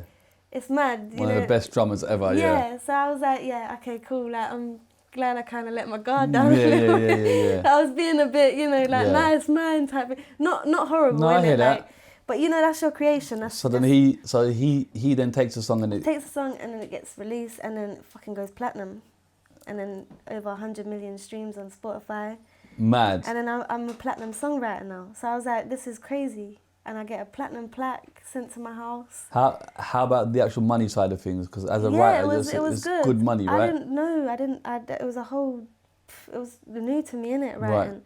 Right. Matt enlightens me a lot. He was like, you know, she wrote Diamonds for Rihanna. Yes. So God knows the check was like, but the actual art of the music was incredible. But you're getting checks for this song. Yeah, like, and I guess you would still get them. Yeah. For life. Yeah. So anything it makes, it just, do you know what I mean? Okay. And how much has it generated for you roughly? You have to tell ballpark figure. I can't tell you. It okay, just, 50 grand north of? The first bit, like when it first came into my bank, oh my God. I think it was over 30. Okay. It was over 30k. But that's for writing this song, yeah? I was writing this song, I got 30%. Yeah. 30 and you get 30% for life? Yeah. That's amazing. 30 to me, 30 to Matt, 30 to Yungblud, and I think 10 to Halsey. Okay, because she changed one word. 30 goes to her? No, 10 I think. That's 10. Clever, man. Some people do that on purpose, no, you know. But she, I'm not gonna. I said, what props word? to I her. said, what word did she? That's very clever. No, but I said, what word did she change? And then one word. And I was like, I now become a writer. Yeah, and I was like, oh. But she obviously sung it though. Do you know? No, what I get that, but I'm just saying it's very clever. Yeah. Like it's kudos to her. But yeah, of course. And to be honest, I didn't. And did Matt write it with you then? I'll be honest, yeah. On my life, I didn't. Even though like money we have to live off and stuff, yeah. Like it creates freedom, innit? Money's a tool. It creates freedom. We've got to live, but in my eyes, I didn't look at the percentage or anything. I didn't care. No, I get that. But some people do. A lot of people do. So I'm just making you aware. I just looked at it. I was like, fucking hell, I can actually say I'm a platinum songwriter. Yeah, I get that. But this whole freeness of, I'll just go wherever the wind blows can go against you dramatically. Yeah, do you know what I'm saying? Like, I've seen it. There's people sat here and it's gone against them. Yeah, but I was just so excited. Okay. And then I put a picture up on Instagram of a platinum plaque. People were like, He wrote that song and like it was just mad. The song was on radio. I think I don't even know how many views it's got now. The last time I checked years ago was over 100 million. And you're still getting money for it? Yeah, a little bit. So in total, you made over 50 from it, right? Yeah, probably a bit more. We love that one, probably more when the checks come in, rainy days sitting there, yo, what's going on? Oh shit, let me just open this envelope. Okay. Okay, amazing. That must have given you a boost of confidence that, yo, like my pen game's strong. And obviously, you know, because of that song, I got sent to Norway for a writing camp. So I started writing. You can't write in the UK, can you? Yeah. I started writing for other artists. Okay, why? So you're getting invited now? Yeah. And is this through Matt again? Matt got me this. Matt's getting a lot, you know, with our rating. Matt is, I call him the Godfather. Yeah. When you go in his studio, so he sits there, the lighting is not bright, it's very dimmed. Yeah. And it's like a ambient cave. lighting. Yeah, we love that. Yeah, we love ambient lighting. Nice Aztec rug. Yeah, Do you I know don't know what about the Aztec rug, but yeah. No, like, you know the red rug with the patterns on it, like just a homely, like, it's just, it feels at home in there. There's a little Xbox, do you know what I mean? But the mic now, the mic that's in Matt's studio. What's he got? It's the Sony. Oh, the C1000? I don't know it's 10 grand? Yeah, that one. And the speakers are Adams. Yeah. Like, he's got the best of the best. Do you know what I mean? And there's a Jupiter 8 in there, or it's Jupiter. Okay. You know the keyboard? Yeah. And the guitars. But the mic I know about is levels. But one thing about Matt, on my life, Matt is a fucking genius. Yeah, he can engineer, innit? He can produce. Yeah. Like the way he produces, he literally put up Logic, the thing's blank. Like there's no fucking loop. Yeah. Matt will literally from scratch, rock guitar, acoustic, keyboard, fucking. Do you know what I mean? Like everything. The only thing he hasn't got in that studio is a live drum set. Yeah. But the way he I sit there and I'm just like, I'm just proper like in awe. Do you know what I mean? I said, and I look at him, I'm like, you're fucking sick, man. And he goes, oh, stop. Like he's got an Israeli accent. He's from Israel. Right. And I call him the Godfather, innit? And it's me and him just have this really like, he's like my best friend, and we take the piss out of each other. He's a lot older than me, but I feel like he's at my age. Yeah, it gets you. Do you know what I mean? Yeah, I get that. Yeah. Okay, so you start writing for others. Anyone else that you write for that's big? I think it's just been Yungblud and Halsey. Okay.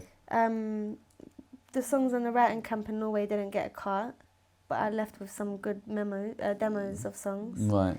But yeah, literally, there's been like opportunities that come and go, but obviously I'm all for them. But it's just the other artists, they just, do you know what I mean? Yeah. Like, I think we had Cardi B here, one of the instrumentals that Matt made once.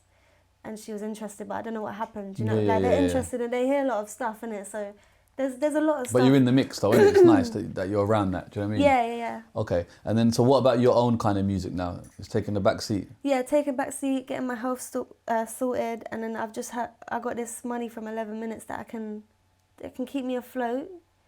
Because lockdown. 11 Minutes, sorry, what's that? The song that I wrote for Yungblud and Halsey. Sorry, I didn't. So the money. Lockdown hit. Yep. After I came back from Norway, that was 2020, March. That's when lockdown started, COVID started happening. And obviously I had the money from 11 Minutes that I could, it did help me. Fall back on, it helped me so much during lockdown. Are you living at home at this time, right? Yeah. And it was just helping me a lot. So, you know, everything happens for a reason. That's how I look at it. Yeah. And then lockdown happened and I was like, shit, now I can't fucking release anything because I can't do a music video. Yeah. I had done lockdown because I was high risk because of my Crohn's disease. I had to stay at home. Right. If I did get COVID, which I didn't because I just stayed out. I stayed at home. Yeah. I just started writing, but I really enjoyed it. Yeah, you enjoyed it, yeah? Yeah, I loved it. I actually really loved it. I was still putting out little songs. Yeah, you're still doing your little snippets and that, on Instagram and stuff like that. And then, that year was the year for Central Cee, because he was the only artist that was doing his thing through lockdown, do you know what I mean? So I think everyone else took a seat, man. And he was like... Central Cee just took over, Right. like... And then there is a video of you in the studio with Central. Yeah, Is that before then, or was that... That was 2018, just the beginning of... Right. Or 2007... I can't remember. I think 2017, 18. Right, going how, into and then how did that come about? Cinch saw a cover that I'd done to one of his songs back in the day. He'd done a song, more of a singing one. What song was it? I think it was called Sad Chick. Right. No, So you saw this, so you saw remember his it. song and covered it. Covered it. As But was he big then, or put was it he in a just... mashup. To me, I thought Cinch was fucking sick. He had he sold out a headline show on like 30k followers back in the day. Yeah. Then, and I was just like, that's hard, you know, like you just sold out. Do you know what I mean? Like, I think a 350 capacity or 300 capacity. So I was just like, this is crazy. And then he saw it, and then he was like, oh, Bryn, like, do you want to come perform at my headline show? It's in Shoreditch. I was like, yeah, that'll be sick. Met him there, and then we just got along like crazy. But at this junction, you are seen as the bigger artist, right? Humbly speaking. Do you know what I'm saying? I don't think big. I think, Okay. I just think More known? street known. Yeah, street known. Yeah, Like, fair enough. Like known more in the streets than obviously the Yeah. industry. Do you know what I mean? Okay. And yeah, like the urban scene. Yeah. So you do the show, you become friends with him. Yeah, become friends with him. Me and him go to the studio. Then we thought we'd do a cover because I use my platform because I'm known for doing covers. And then he does his rap. And then we put it up and stuff. And then, yeah, that was like, we just hung out all the time. Like, we was just always in studio. And Cinch, I tell you now, yeah, like from that day when I used to chill with him in the studio, he's one artist that I've seen that's been a great writer since day. Like, he helped me write pop stuff. Right. Like, he's great at writing. Yeah.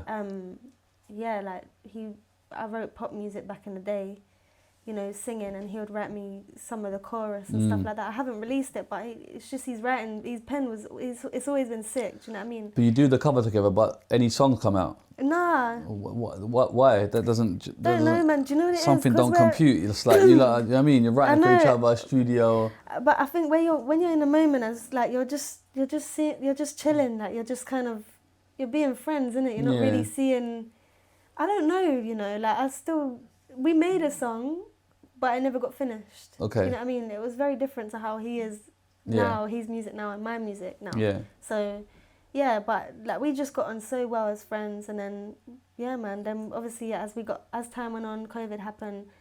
I think he went and done his thing, innit? Like, everyone had to survive. Do you know what I mean? So everyone grows up. People still ask, like, why aren't you lot friends anymore? I said, are you not friends with No, him? we are. Like, we're not like the bestest of friends, Yeah. but we ain't got a problem with each other. Like, nothing bad happened. Do you know what I But mean? you don't really talk. We don't really talk. Like, Okay. I still have him on Snap, but it's just like we don't ever conversate. Like, it's just things like that happen, innit? Like, Yeah, no, I get that. it's just normal. Do you not feel to reach out and be like, you fancy give me a little 16 bar here, brother? For old time's sake, you get me? No, I did ask him. I did ask Cinch on Snap before he like On Snap, you know. before he Keeping it before true. he blew. I honestly didn't deep it how big he was. Yeah. And I said, yo, I got a song. Do you wanna, like, I didn't not think. Yeah. And he said, oh, Bryn. He said, I'm in album mode right now, innit? So I was like, oh, no worries, bro, like that. And that was it. Like, Just left it. But it's not a thing where like, why are you doing it? I'm not like that. No, I hear know what that. I mean? Some people might be like that. No, I completely understand. Yeah, but I'm just like, all right, bro, that's fine, innit? Like, I get doing an album, like, he's like at that prime moment as well where your song just is doing fucking millions, and you've got to release your that's his first album. I forgot what it's called. It was the yellow cover. He might know. He loves it. Central. Wild West? Wild West. That's the orange one. Was that his first album? I think that was yeah. So yeah, it was. With the orange theme, isn't it? I think so. He Yeah. had a collaboration with Trapstar. Maybe I'm not too sure, but yeah, it was Look at his the first exec album. just talking that knowledge. You get me? Yeah. Yeah, fair enough. But there's no bad blood, is there? Like, No, it's none just, at all. yeah. No. He's talented. Do you know, I always said I just showed him Matt. Matt says to me, Bryn, you'd be a sick A&R because every artist I've told him about blows. So does that not inspire you now to get this? You get me? It does. And someone said to me the other day, Bryn, you've met so and so.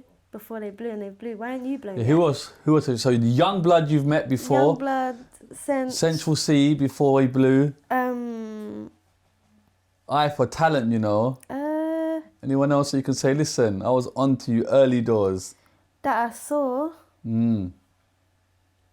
I can't think of it. No, Okay, no fair one's enough. coming to my mind right now. But Yungblud and Central is like That's massive, that's yeah. big anyway. Yeah, like, and you were with them before, like working with them. yeah, like, and it's nice to see the come up. Okay, cool. Okay, so COVID's done.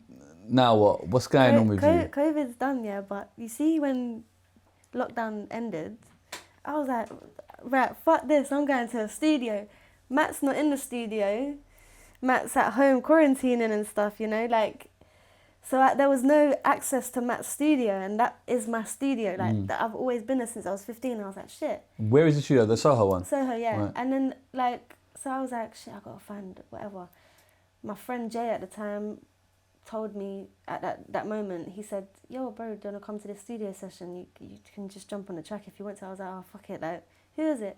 Just these guys, innit, that was just recording. So I went to that studio. It was in Peckham. Went there. Got on with the producer, the engineer, and jumped on the song. The song never got released. It was a bit of fun because lockdown just ended. Everyone's getting back in the studio. Then I got on with the engineer, and then when the studio finished, I took the engineer's details, and then the day after I said, yo, bro, like, are you free for a studio sesh, like, today or tomorrow, whenever? Let me know how much you charge, innit? He was like, nah, bro, no, I won't charge you anything. Just come in it, whatever. So I was like, okay, cool. Gone there. Took my friend with me. And he said, I said, yeah, no. I said, I like the way you mix, man. I latched onto something. I don't know. It was energy, something.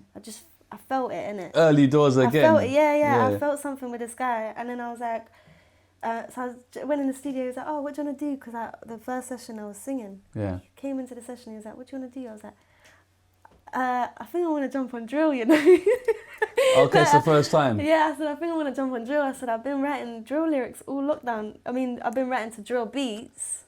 Yeah. Not necessarily drill lyrics. And why was that? Just a change in the... I think just because I was seeing what the industry was Right. about at the moment. I was kind of like observing, innit? Yeah. And I was just like, maybe I should try... I've tried grime. Yeah. I came up on grime, the first Insta video. I done it to... oh my... Is it Crazy Cousins? No, it's not Crazy Cousins. It was I don't know, but go on. When we gonna be together. Is it a Rough Squad thing? Yeah, I think it it's a was Rough Together. Squad. Could be. Together, yeah. Rough Okay. Squad. I think it was. So I started on them type of beats. Done trap beats, done pop beats, and I was like, I ain't done drill. I want to touch on this now. So I went studio, and then he said, what, drill? I was like, yeah. He went, are you sure? Like that. Looked at me like, drill? He said, I said, listen, I'm not a driller. Yeah. I said, but however, there's this drill beat that I found on YouTube. Yeah. I wrote to it, innit?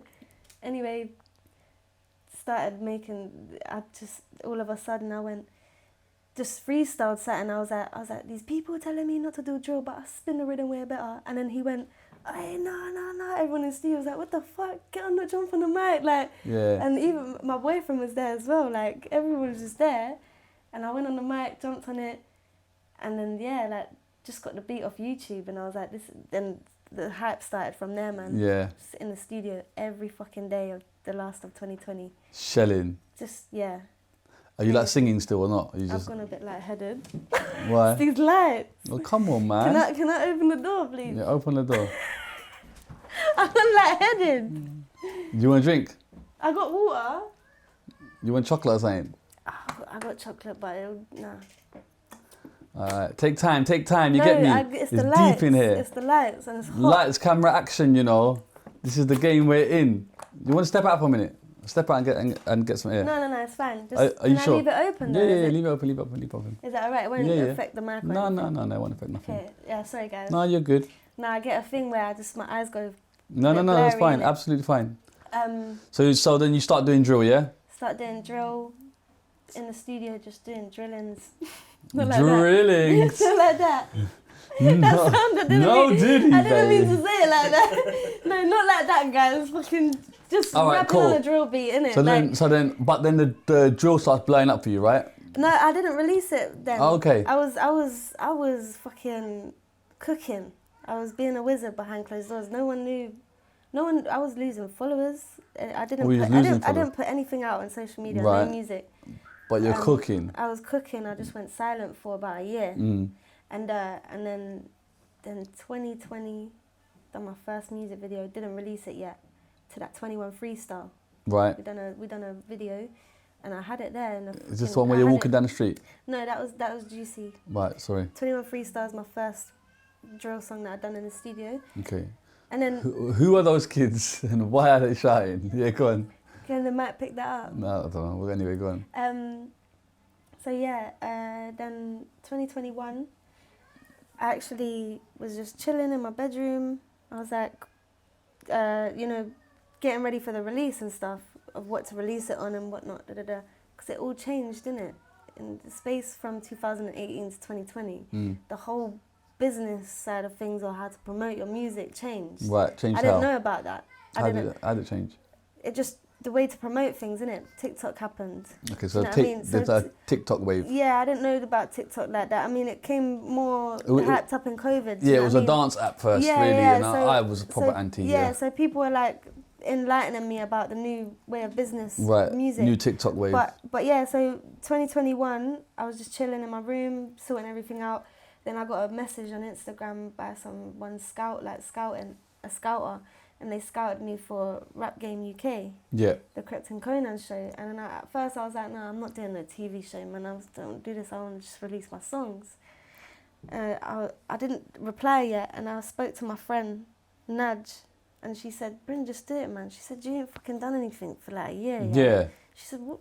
You could go on TV, bro. It's like BBC One. Like, what the fuck? It's Crohn Conan. Like, get out there. Then obviously, do you know what I mean? Like, don't fucking knock it until you try it type thing. Take risks, whatever. And I was like, fuck it, like, I'll just do it, innit? And then I said, yeah, went for the audition, done all of that.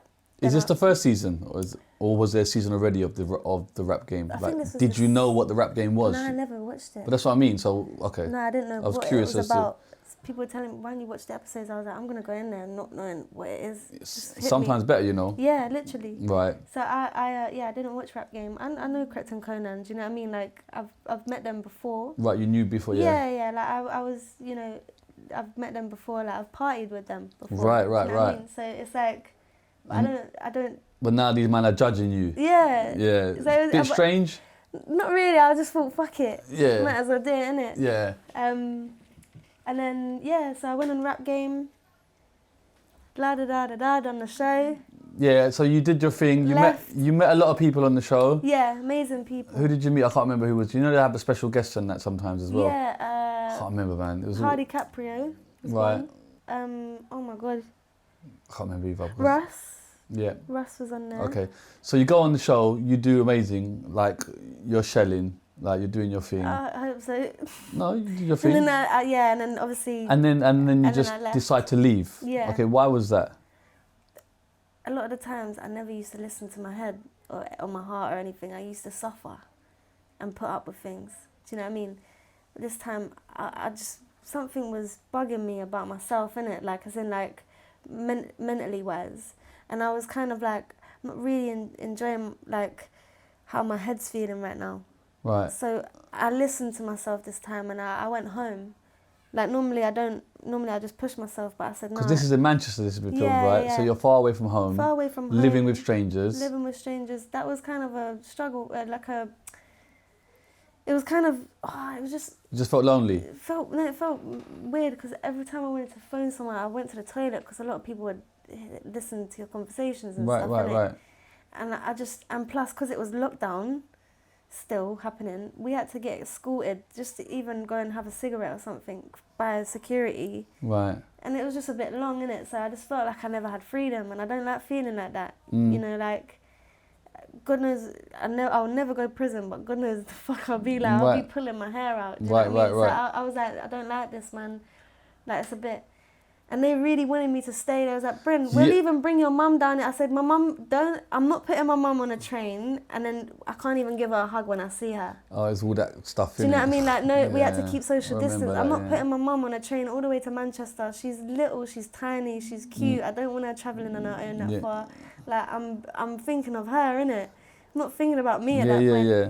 And obviously, they know I love ice skating, so they was like, we'll even take you to an ice rink to clear your mind, please, just stay. Like, and I was like, I'm so I felt so This bad. is the producers, right? I felt so bad because like I loved all of them, like they're all lovely and they're trying to get me to stay. But I said, guys, like honestly, like I'm really gonna listen to myself. And did Krept and Conan not try, or did they not aware? I think Krept and Conan, I think they just knew, innit? Like they just felt, because they're artists themselves. I feel like they know when to take their self out of something. If they wanted to, and they'll do it, innit? Like I wasn't being a diva or anything. Yeah. Like I was just being myself, just trying to be alright, innit? Because trying to be that's cool. the first time I'd ever heard of you, really. Okay. Me, honestly. A lot of people would say the same. And I don't even really watch that show. I just happened to watch the first episode, and by then, I think it was lockdown or whatever, I really got into it. Yeah. So when you left, I thought, this girl's fucking crazy, bro. Like, what the fuck is wrong with this girl?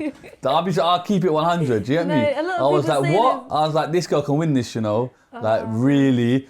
You're mad. Like, what the fuck are you doing? But it's nice that you can, you know, explain, clarify and say like, no, mentally. A lot of people say that when I go live on TikTok. I get the same question: why did you leave rap game? Fuck's sake, would you ever do it again? Because promo-wise, it was like lockdown, and it's like people are watching TV. No, but the thing is, it never got released.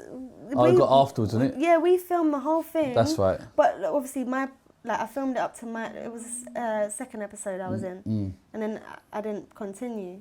And when I left, 2 weeks later, it's still filming. They're still in Manchester, but even in the house as well. When I said I have that music video on my mind, man, I can't relax in this house. I can't continue this. I've got that music video on my mind as well. Right. So you had your own project. Yeah. I said I really want to release that song now, and I can't. I'm very fidgety. Yeah. I start picking my nails. I'm just like I'm sitting there and I'm going fidgeting in it, and I'm just like no. I need to.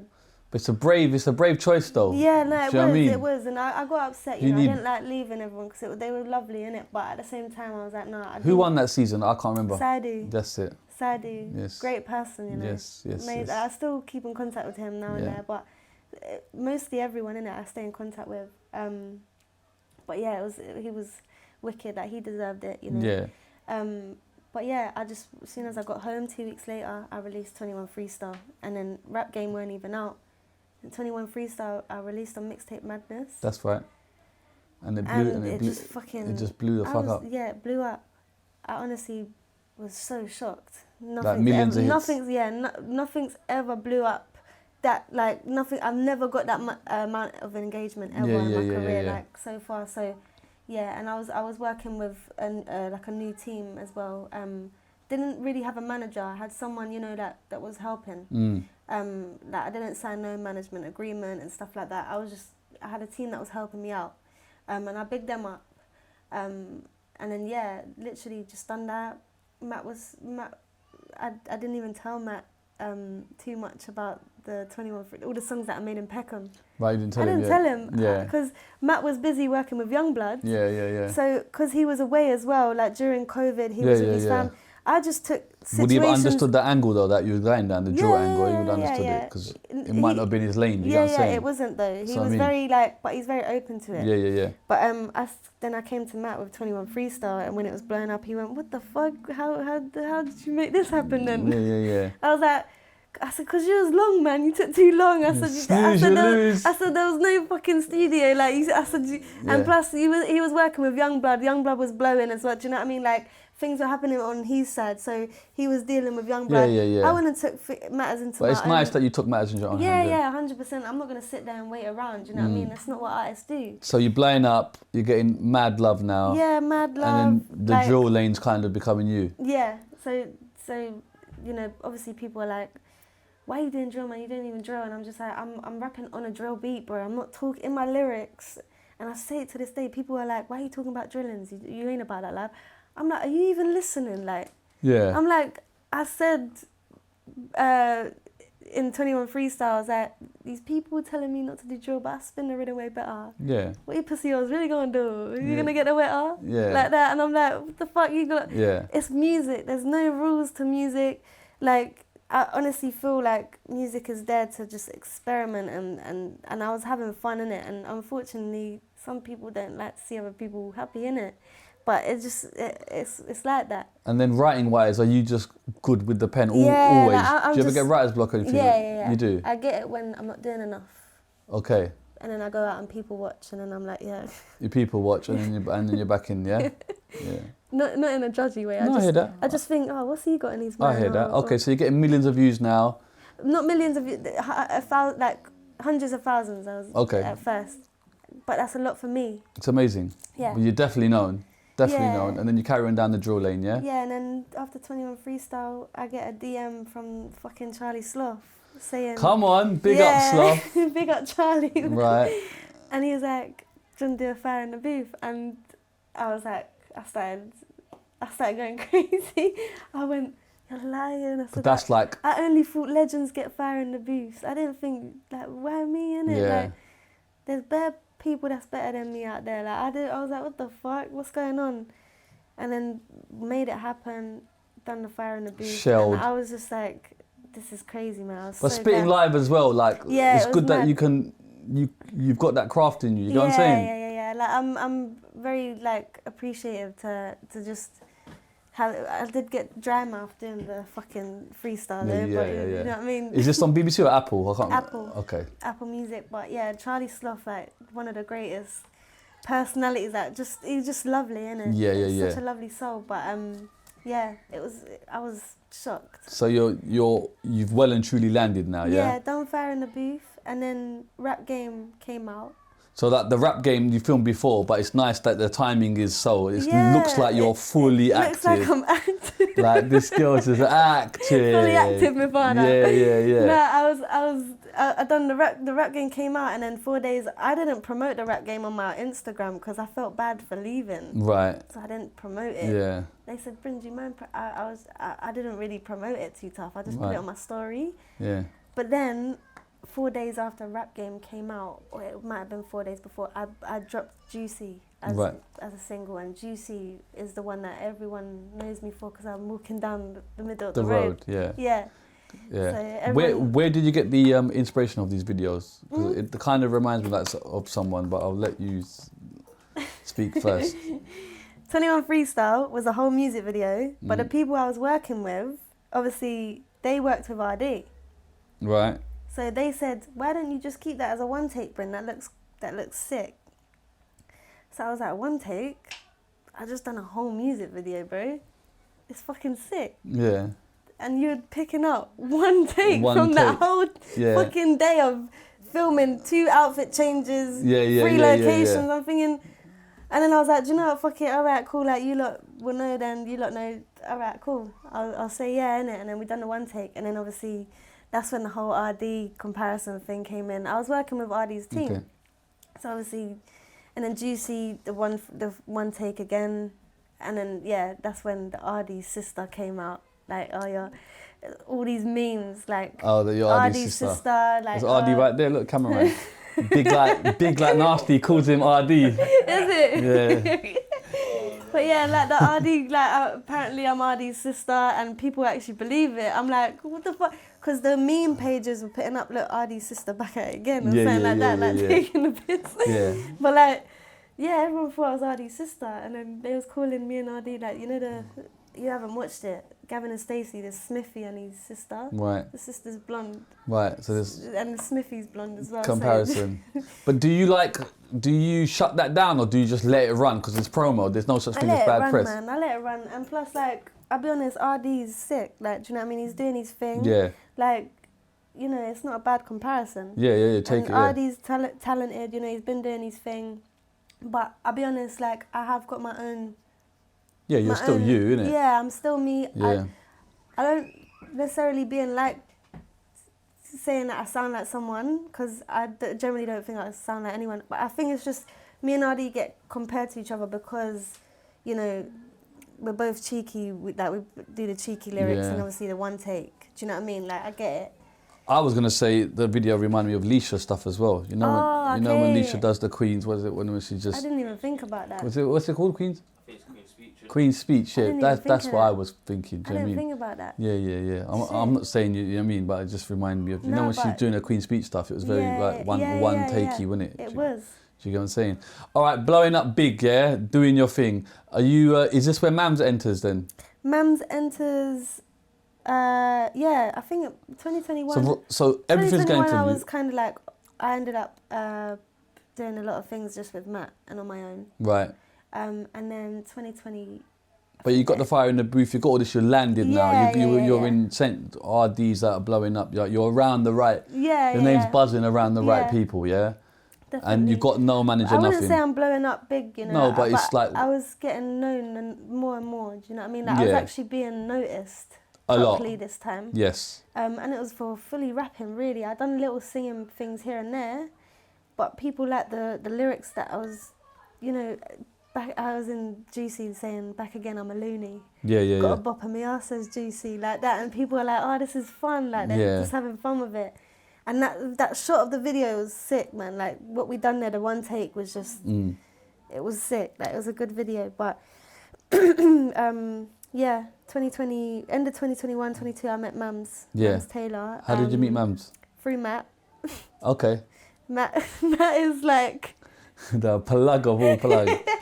Matt is the so plug. Matt introduced you to Mams Taylor, who is managing KSI's music.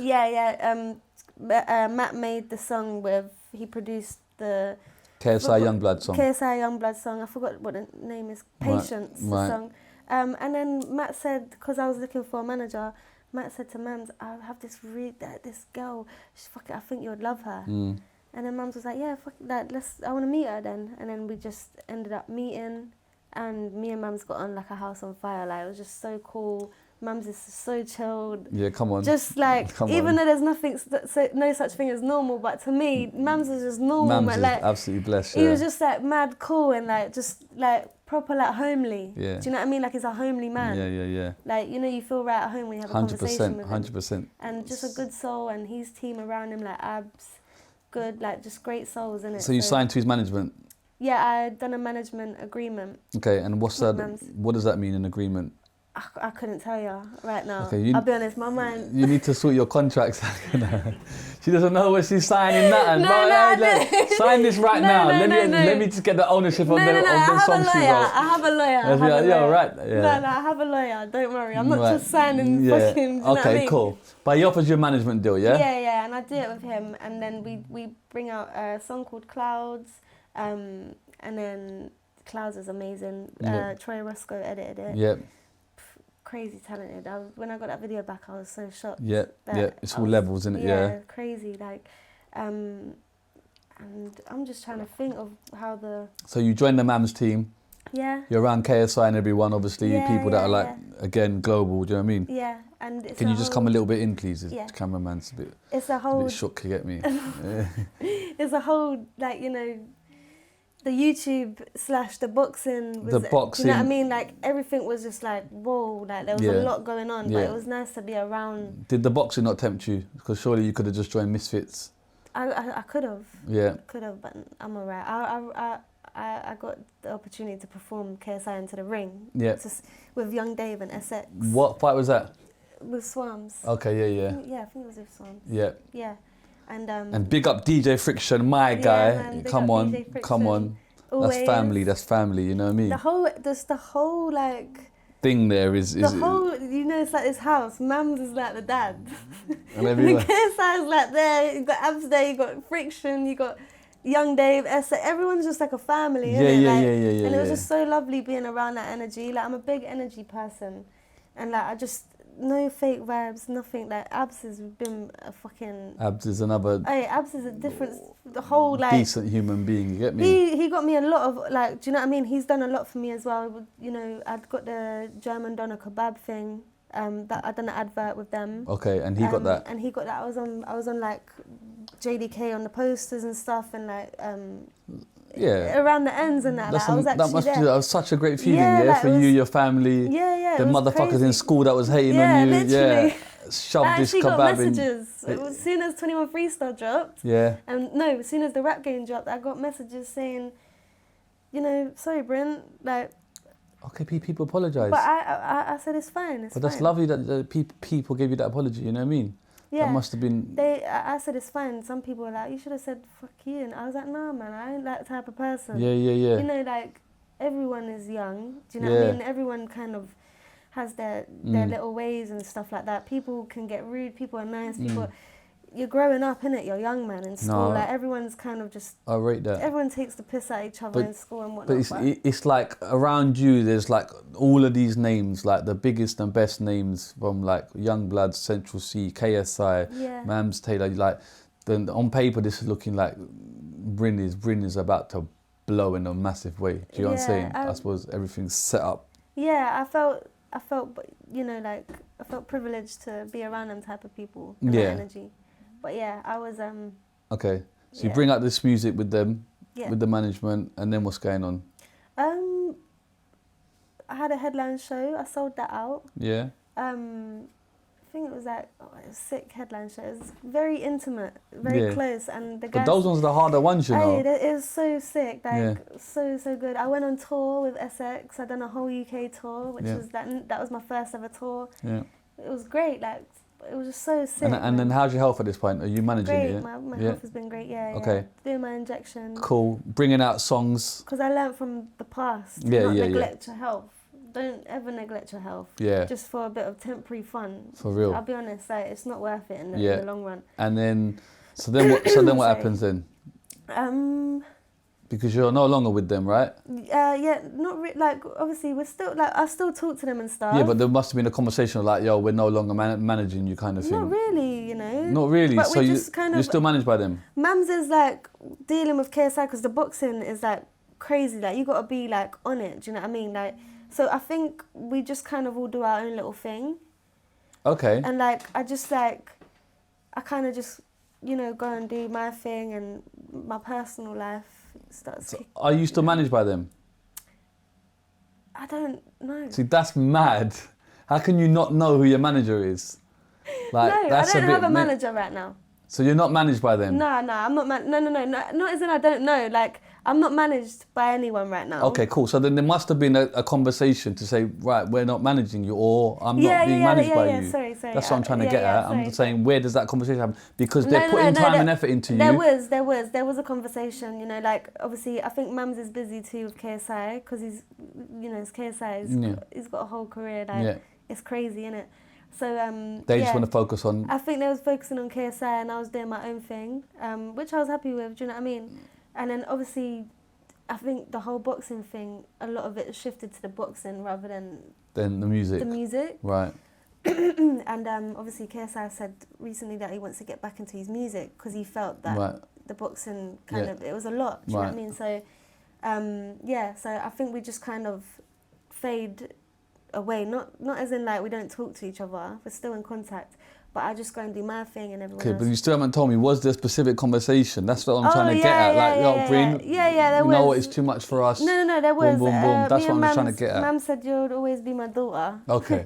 You know what I mean? Like he said you'll always be like my daughter. And it's amicable and all of that. Yeah, like literally. Yeah. I don't know what amicable means, but it means like you're both happy to leave. That no one's fucking going. You know what I mean? There's no arguments. Like you both agree. That you're both comfortable in the agreement. You know what I'm saying? I've always kept good relationships with anyone that I've just not worked with anymore. Do you know what I mean? Like Virgin and like everyone. Okay. No bad blood, nothing. It was just really nice to just actually come to an agreement and whatnot. So so right now no management, just all on my own, which is fucking hard. Right. So how long has it been since you kind of been on your own? Because over a year now. Right. Been a bit quiet on your end. Okay. A bit quiet. But because of me though, I'm not blaming anyone but me. Okay. You know, personal life gets involved. Okay, what do you mean personal life? Get in a relationship. Okay, so you boyfriend? Yeah, on and off 4 years with my boyfriend. So it's just like sometimes relationships, you know, like I love really hard, innit? So a lot of my focus went onto my relationship just because I want it to be perfect. This is my person that I see my future with. It's my personal life, do you know what I mean? It's normal.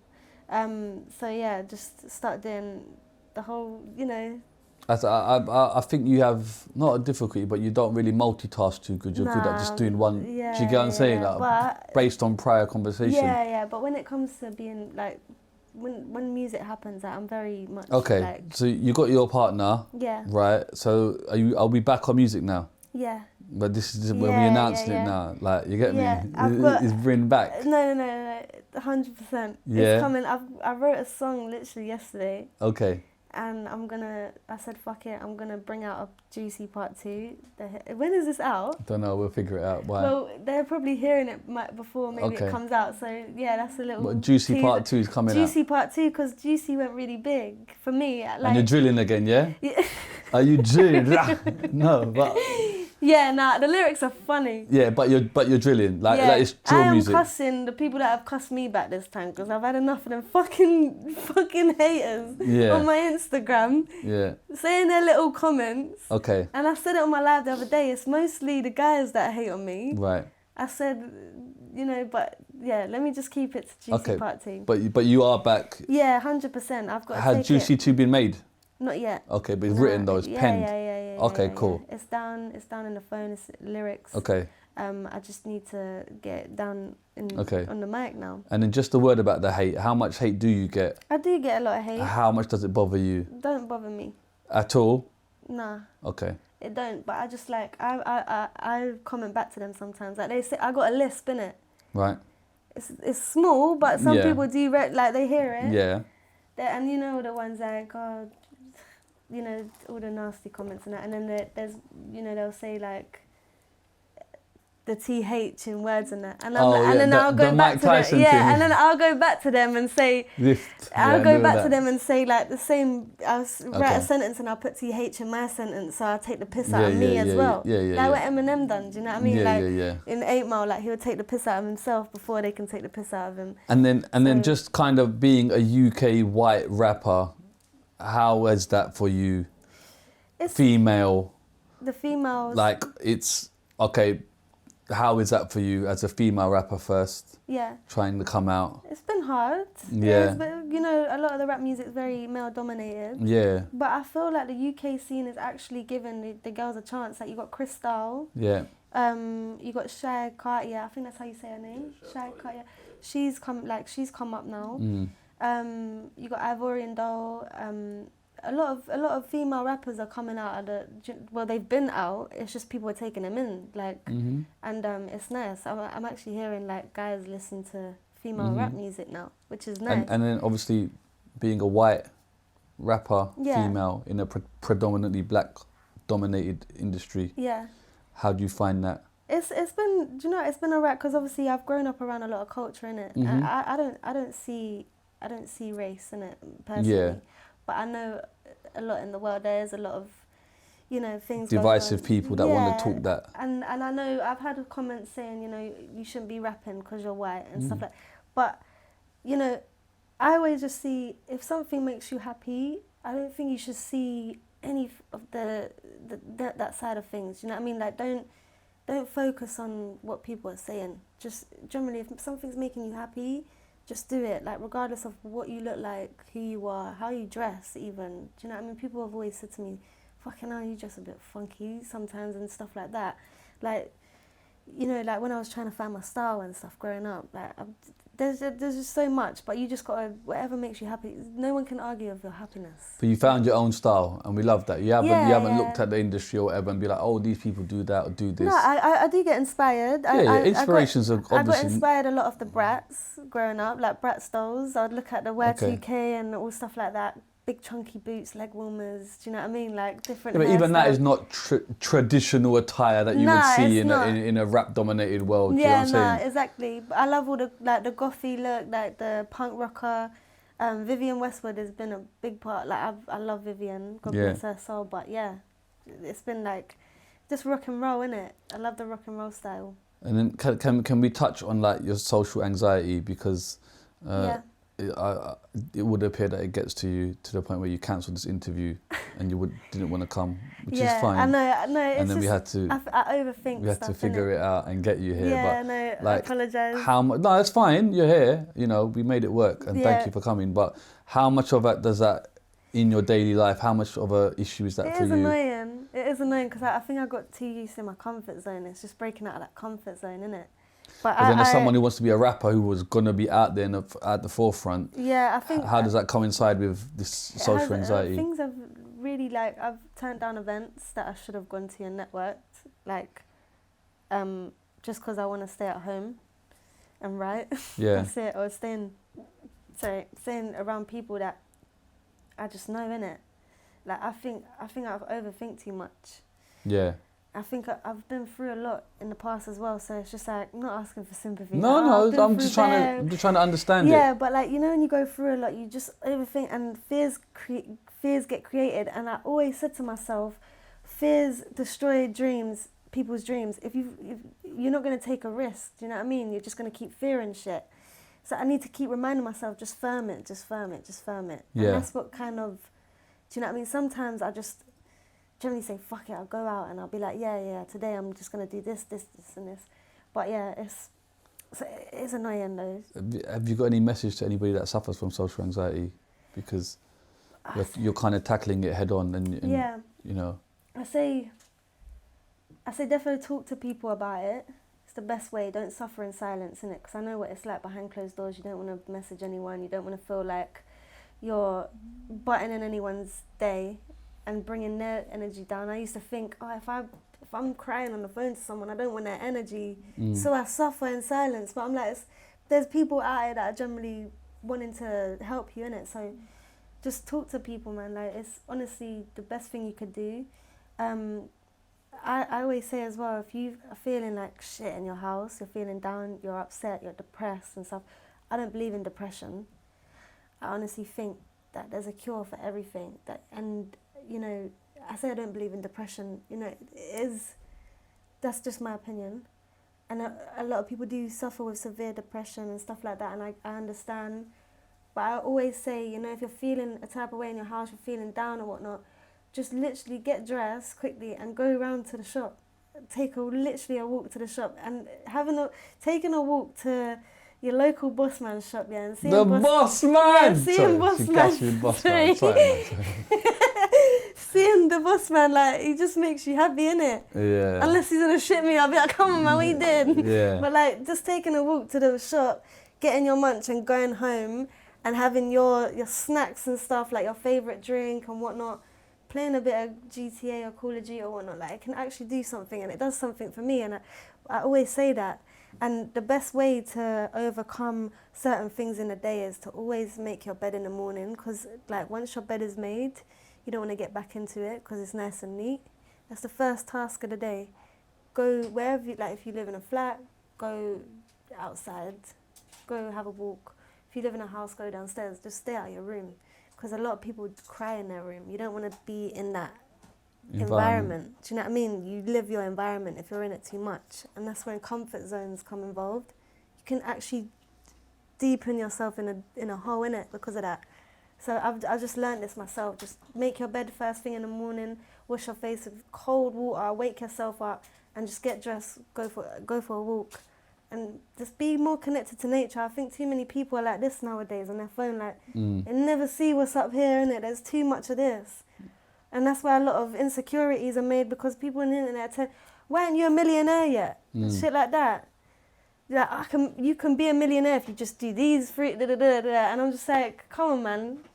You're like, what are you doing? It's just, a lot of people are getting depressed over this because they're seeing other people like living in Dubai and that person ain't showed none of the struggle that they had to go through.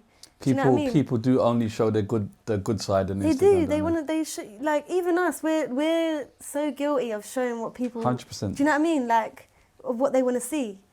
You know, like, I'll show the ups of a big crowd and shit. But I posted the video with like 10 people in the crowd once. All the comments were like, "Fucking hell! Look at the crowd. It's so dead." And I was just laughing because I'm thinking, yeah. You come up here and do what I do then. Do you know what I mean? I don't even care if there's one person in the crowd. Yungblud had 3 people for his first show in a pub, and he performed the same way in the pub that he would perform in a Wembley fucking stadium. Do you know what I mean? Yeah. You will, as long as you have passion for something, that fire will never fucking end.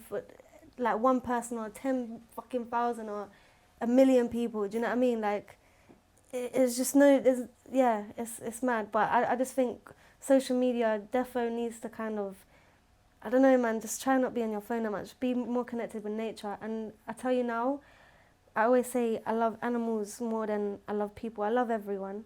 But animals have been placed on this planet to show you loyalty through actions and not words. And a lot of humans are speakers. They don't show that many actions. Do you know what I mean? So this is why you just got to stay connected with nature, animals. Be all about that, man, and just, do you know what I mean? Just loyalty, stay loyal, stay true to your peoples.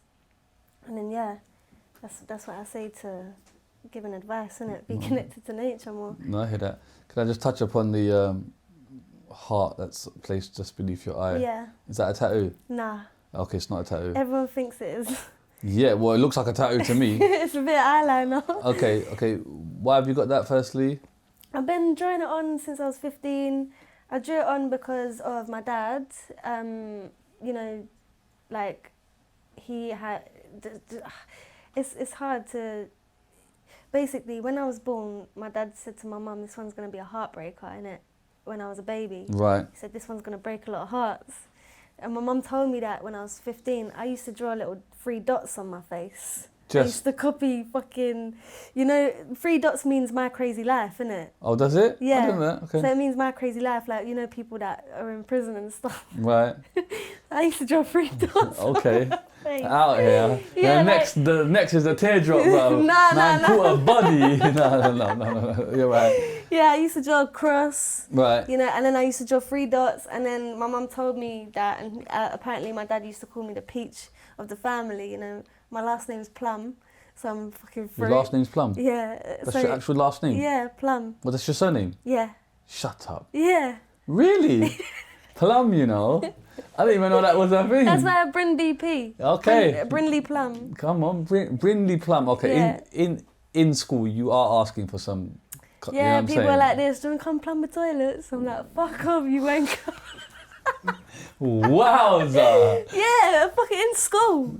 The guys, they're crazy, moving Brindley mad, Plum. man, at that age. Okay, that's your like, name. go home, man. So your name is Brindley Plum. Yeah. Okay. My middle name's Rose.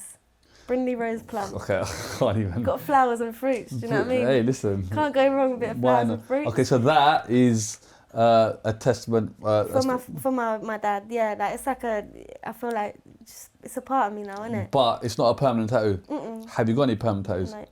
None at all? Nah, 0. Why not? Stay clean, man. I hear that. I'm on 0 as well. I'm just curious as to, you know. Yeah, just stay clean. Some might say, oh, she got a fake tattoo, then why don't she just get a real one? No, just you know, I can take it off when I want to. Okay. I could be fresh face when I want to. You No, I know? hear that. I don't have to. Yeah, I've seen people have face tattoos. I think they look cool, they look sick and everything. You know, there's always meaning behind tattoos. But for me, just don't think, I don't want to mark my body, innit? No, I hear that. Like staying clean. Come on, I hear that. And can I just ask you, because you said about grime earlier, and that, who's your top 3 grime artists of all time? Ooh, Skepta has to be the... Right. Yeah, Skepta's just... Skepta, I think Dizzy, you know. Dizzy Rascal is kind of grime, innit? He is grime. What do you mean, kind of? No, because he had a lot of like hip hop Yeah, but he stuff. come from grime, innit? Okay, like, yeah, well, come on, I love you, and all of that. It was okay. just, he is. Probably Skepta, Dizzy, and Chip, you know. Chip's cold, isn't it? Yeah, He's really I putting think- in the work yeah, these no, days. he is. Okay, and then drill artists. Who's your top 3? Drill. Now that you're a driller, you get me. No, man. And that, you get me. I don't know. I don't like saying drill artists. I like saying Why? rappers, innit? Okay, no, but rap's a big spectrum. I'm trying to drill narrow it artists. down. Okay, right now Sench is obviously killing it. Pen game is different. Come on, Sense, back on the Snapchat, mate. We want that feature. You get me? Sench, I don't really listen to drill that much, but probably Nems. I like Nems, you know. Okay. Nems Man, is tutty fun. that. Yeah. Nems. Nems is defo cold. Okay. And probably Heady. Do you think drill will last? But Heady's not really. No, Heady's he drill, no? touches on different genres, isn't it? Yeah, I hear that. But I think if your origin was that Okay, genre, yeah. then I guess Yeah. you come from that, innit? Yeah, I think Heady because he's just cool. Do you think Mad. drill will last? You think it's a passing phase? I think everything will get turned into pop. Yeah. Do you know what I mean? It's been popular. What's it? It's been people have kind of made it into pop. Yeah, I hear you that. know, there's a lot of like mainstream artists. I'm hearing drill beats. Yeah, for something real. like that. I'm thinking, fucking hell, like For real. every trap got put into pop. Mm. You know, Ariana Grande done a song that was a I trap hear beat. that. I'm gonna get this phone because there were some questions that people asked, so I don't know. Oh, yeah. I don't know if you've covered it though. To be fair, No, I asked on my Insta story. Thank you everyone for sending in the come questions. on, we love that. We love that. I got good supporters, man. They're very loyal. Get involved out here. We love to very, see very it. loyal. But I think I had a skim of it earlier, but most of it seems quite. That we've covered it. What's your opinion on? Okay, what's your opinion on? Is it more difficult for a woman artist or a male artist to get popular in the UK scene? That's a good question. Right now, I don't think so anymore. I think back in the day, maybe, yeah. Okay, you think it's you think it's an even playing field? I think Because now... I definitely don't. You don't? For females? I think females have it harder. Yeah. They do have it harder, but Yeah. I feel like they're getting more heard now. Yeah, but it's still harder. Do you think it's more difficult for them to blow? As rappers, yeah. Yeah. But also, it's hard, man. Right now, the industry's it's gone a bit... What? It's just... You're doing that like right? I'm doing that under the... What under the table? Like, what does that mean? No, it's just a bit... No, I hear you. I think the industry's gone a little bit left at the moment. Not because of the artist. I just think TikTok... Tell you what, you think TikTok's ruining it? Yeah, I think so. Yeah? I'll be honest, I want to admit that now. I've had enough of just not saying it. Yeah. I think TikTok has kind of made it easy for people to just get TikTok songs that pop, and there's no more legends being made anymore. Mm. There's no more icons. Right. I see an icon as someone you'll dress up like for Halloween. You'll dress up as Michael Jackson. Well, I don't know, that's controversial. You get me, No. Shamon. It's a bit controversial. Halloween, getting kids candy and MJ was but- innocent, by the way, but yeah, you no, get he me. was innocent. But no, like, as in, do you know what I mean? Like, Halloween, no one... I know what you mean. No one's gonna dress up respectfully as Icons, Heady One I'm or talking Central about, Cee I'm or talking about icons. Dizzy Central Cee, Heady One, everyone. they're all legend, but I'm they're saying- all iconic, right? But I'm talking about how Michael Jackson's shows were back in the day. Prince, do you know what I mean? Like, the fucking crowds were just, and you know, people queuing up outside a day before with a mattress and a duvet and shit like that. Like, stuff, and plus, I'm not gonna lie, you fucking know what everyone's eating for dinner nowadays. True. Nothing's a secret really anymore. Yeah. You know who people is going out with, like, you know what people are fucking... I think these stars are easily accessible into their life, yeah, whereas yeah. like MJ Very. or Prince, you don't know fuck all about No, them. literally. They just emerge like Yeah. they're like a fucking myth. And Nothing's just, a secret anymore, and I honestly think TikTok, like, obviously TikTok's a big platform, and it's been good, you know, for a lot of artists, and it's helped a lot of artists, and you know, it's got me followers and views and stuff on there, but I just feel like, yeah, the access thing, I think everyone should just, I don't know. fall back a bit. I just think I want to get excited. Yeah. I don't feel like there's a lot of excitement anymore, which Yeah. is fine, innit? But like, I had this conversation the other day with my friend, and it's the same, and my boyfriend as well. I enlighten my boyfriend because he's not an artist at all. Like, he's never done music, which is great. Yeah, you can Which get is that fucking opinion great. from He's like, he does outside looking in. Yeah, he does something completely different. And yeah, so I've enlightened him about it, and then he's told me his view as well, and I'm like, oh, I didn't look at it like that, you know. And then we'll compare. It's good, isn't it, to have someone that is completely the opposite of what you do. I don't think I could have ever got with a rapper or a fucking artist. I don't think I could do it. No offense to them, innit, but I just couldn't do it. Yeah. Yeah. Just being, how is it as well for you being a female in this industry? Like, there's He's a lot of so- males about. Yeah, but some people have ulterior motives. A lot of people do. Yeah, but How is it navigating that? he's been fine, man. He's been so like supportive. But so how is it for supportive. you as well, knowing who to trust, etc., etc.? You know that people have ulterior motives. What do They just you want mean? to talk shit to you to just. What? That is hard. You know, like being a female in the industry. Yeah. A lot of guys just want to try it with you and Nah, just man. lie and be like. I make do you it get what I'm known saying? from the start of that session or event. It's a straight spud thing. It's a spud thing. Yeah. I stay loyal to my person. Yeah. Man. No, Like, I'm not even saying for you, but do you get me? Like, I get it, but like, and I've had people like guys going, you know, that whole shit like, what, your boyfriend can't let you have friends? I'm like, that old chestnut. what the fuck is this? Right. I'm like, nah, not really, no. Do you have male friends? I have male friends. I have good male friends. You know, my boyfriend's met a lot of them, and they've never tried it on with me. Yeah. And keep it there, because when I think like it's just it never. Do you know what I mean? They've respected me, and I know girls can have guy mates. You know, my boyfriend. Can girls have guy mates? My boyfriend did say like he did say, I don't think they can, innit? Like, me and him have had this debate, but I've actually witnessed me having a good guy friend that, do you know what I mean? Like, no faults from his side, because my side is, do you know what I mean? Straight, you're my brethren. Like, but yeah. Spudting. Yeah, spuddings, man. Yeah. All right, cool. It might be a little daft, do you know what I mean? Like, Oh, a little dap as well after a little 6 months. Might get a little dap, but apart from But that, you've had a full yeah, back. like, it's just, you know, it is what it is. No, I hear that. But, yeah. I had to ask, where do you see your music career going? Any plans for the future? So what is coming out? Is the album coming? Are we ever going to see the album? 100%. Yeah, I'm back on it now, man. 100%. I just need to get on it. Yeah. Yeah, I need to get back on it. I need to release this music. I've got so much music. Come on. It's not even just drill.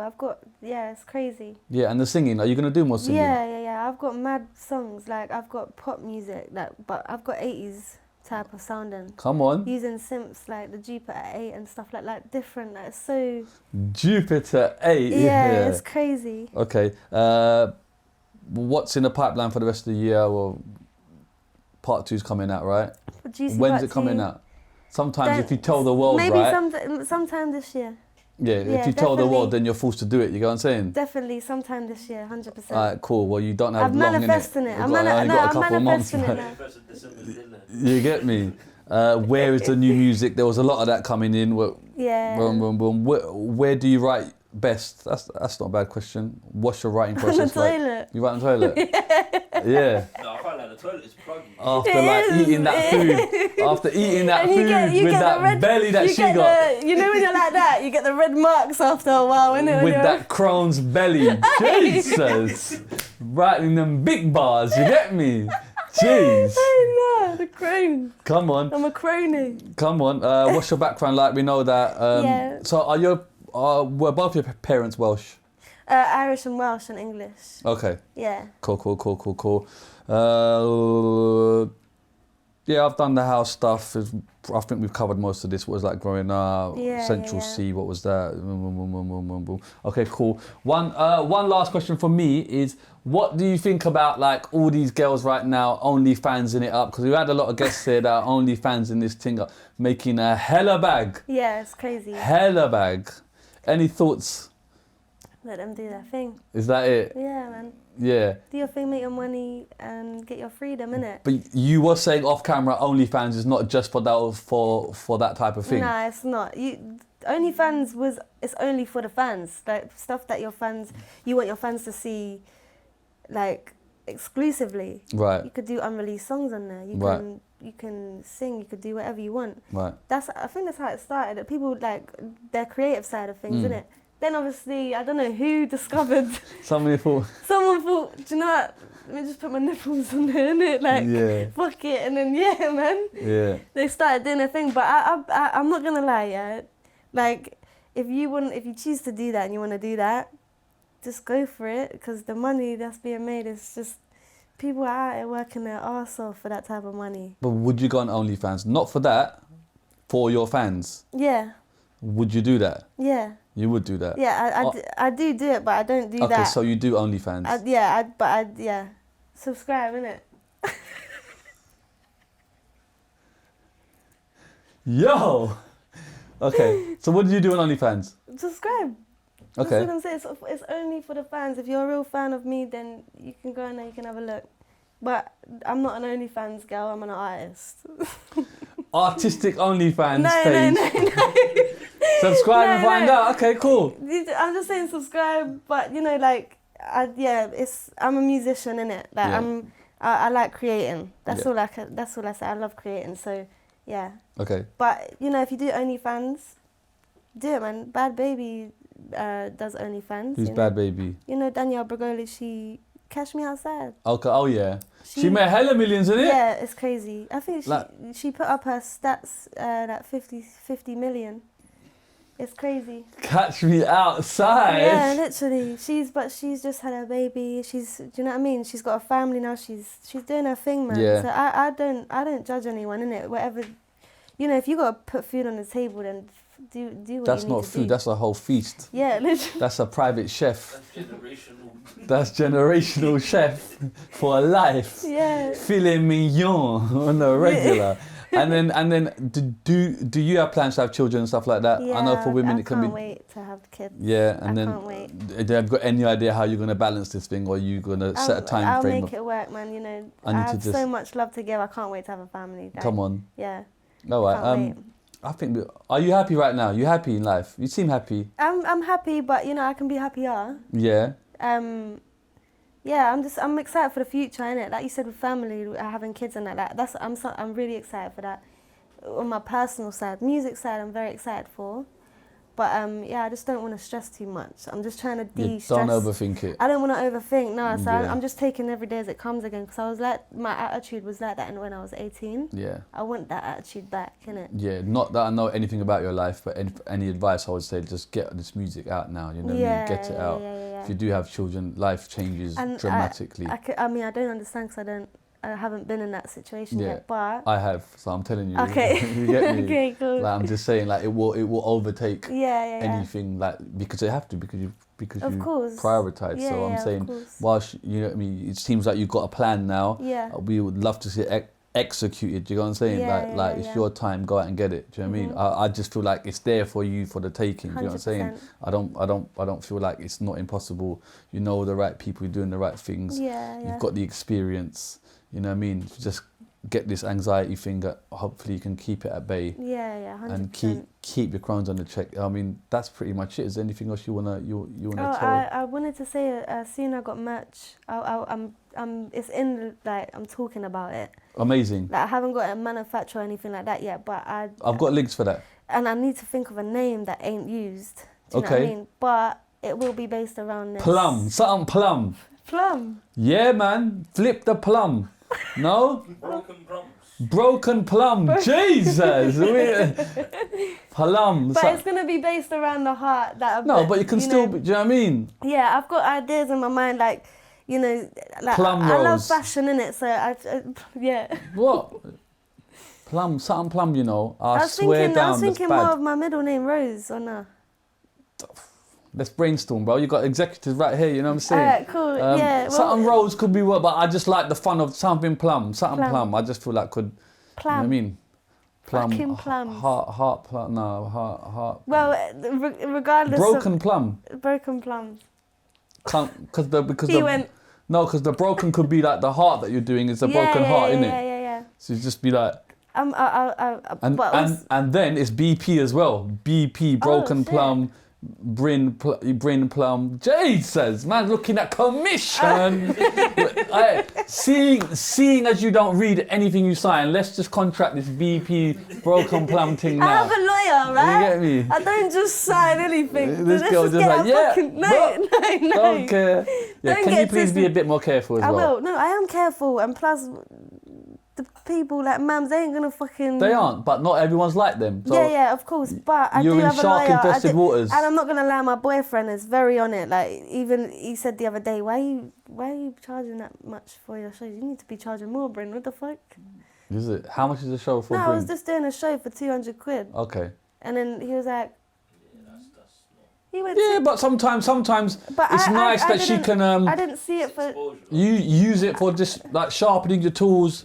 You know what I mean? I didn't think about the money. I thought I haven't been on stage for a while, And so when I'm you just think thinking about about that. That's a nice way to think. Go on. You see it from the fact she's got followers and stuff and her engagement. No, if you look at it like followers, Yeah. but And ticket revenue. okay, I'll tell you. £200. If a ticket alone is £10 or £15, the capacity is maybe 300-400. Yeah, see, Tickets are selling out. my boyfriend was looking at 100%. it this perspective. But it's about angles. I'll tell you straight. Bevo came here from Aberdeen with his missus here. He paid for his own hotel, got a taxi here, yeah. Didn't charge me a penny, and his whole basis was, mate, it's exposure for us. Thank you, you're helping us. Yeah, that's So what I'm saying. it's It has to about make sense. how do you Yeah, how do you see the lady, glass? the lady It has to that's make sense. the lady that invited me to perform as well. She's Is the such a glass lov- half full? Is the glass half empty? She's so lovely as I've- well. The woman that invited me to perform. I spoke to someone on Instagram that's got 8.5 million followers, and they're talking to me straight back, and they want to come on the show. I won't say names, right? But then I speak to people that have 300,000-400,000, and I don't get nothing. Like, and it's like, oh no, speak to my manager, speak to my. Do you know what I mean? So it's nice that you got that outlook. Yeah, so sometimes I just would wanted say, to get on stage. yeah, we love that. Yeah, but and I told my boyfriend that, and he was like, no, I understand it. He said, but he said, you know, you need to know your worth, man. I said, I do know my worth. But he's just telling me like, Yeah. you need like your worth. No, I hear that. Do you know what I mean? And then, yeah, but she is paying for my hotel as well though, so I've got somewhere to stay over. Come on, breakfast as well. Yeah. Come on, little croissant in the morning. All right. No, listen. Thank you so much. It's been lovely to meet you. I'm thank you really for glad having you me. came. I know that you weren't going to come. Let's forget about that. I'm here now. No, but I'm We've just saying done I'm it. grateful And that you overcame that hurdle. You know Yeah, what I'm saying? and I honestly, any like stress that was caused. No, there like- was no stress for me. I'm just saying I'm just happy for you that you came here. That's what I'm Okay. saying. No, I appreciate don't that. watch us. You get me? We'll be Thank here you. supporting and all that. And yeah, man, we wish you the best. But Okay, you thank know what you. it is though? It's a spud thing. You get me? Because you can't. You know that one. It's a spud thing. It is a spud Spud thing only, ladies and gentlemen. We out. Peace.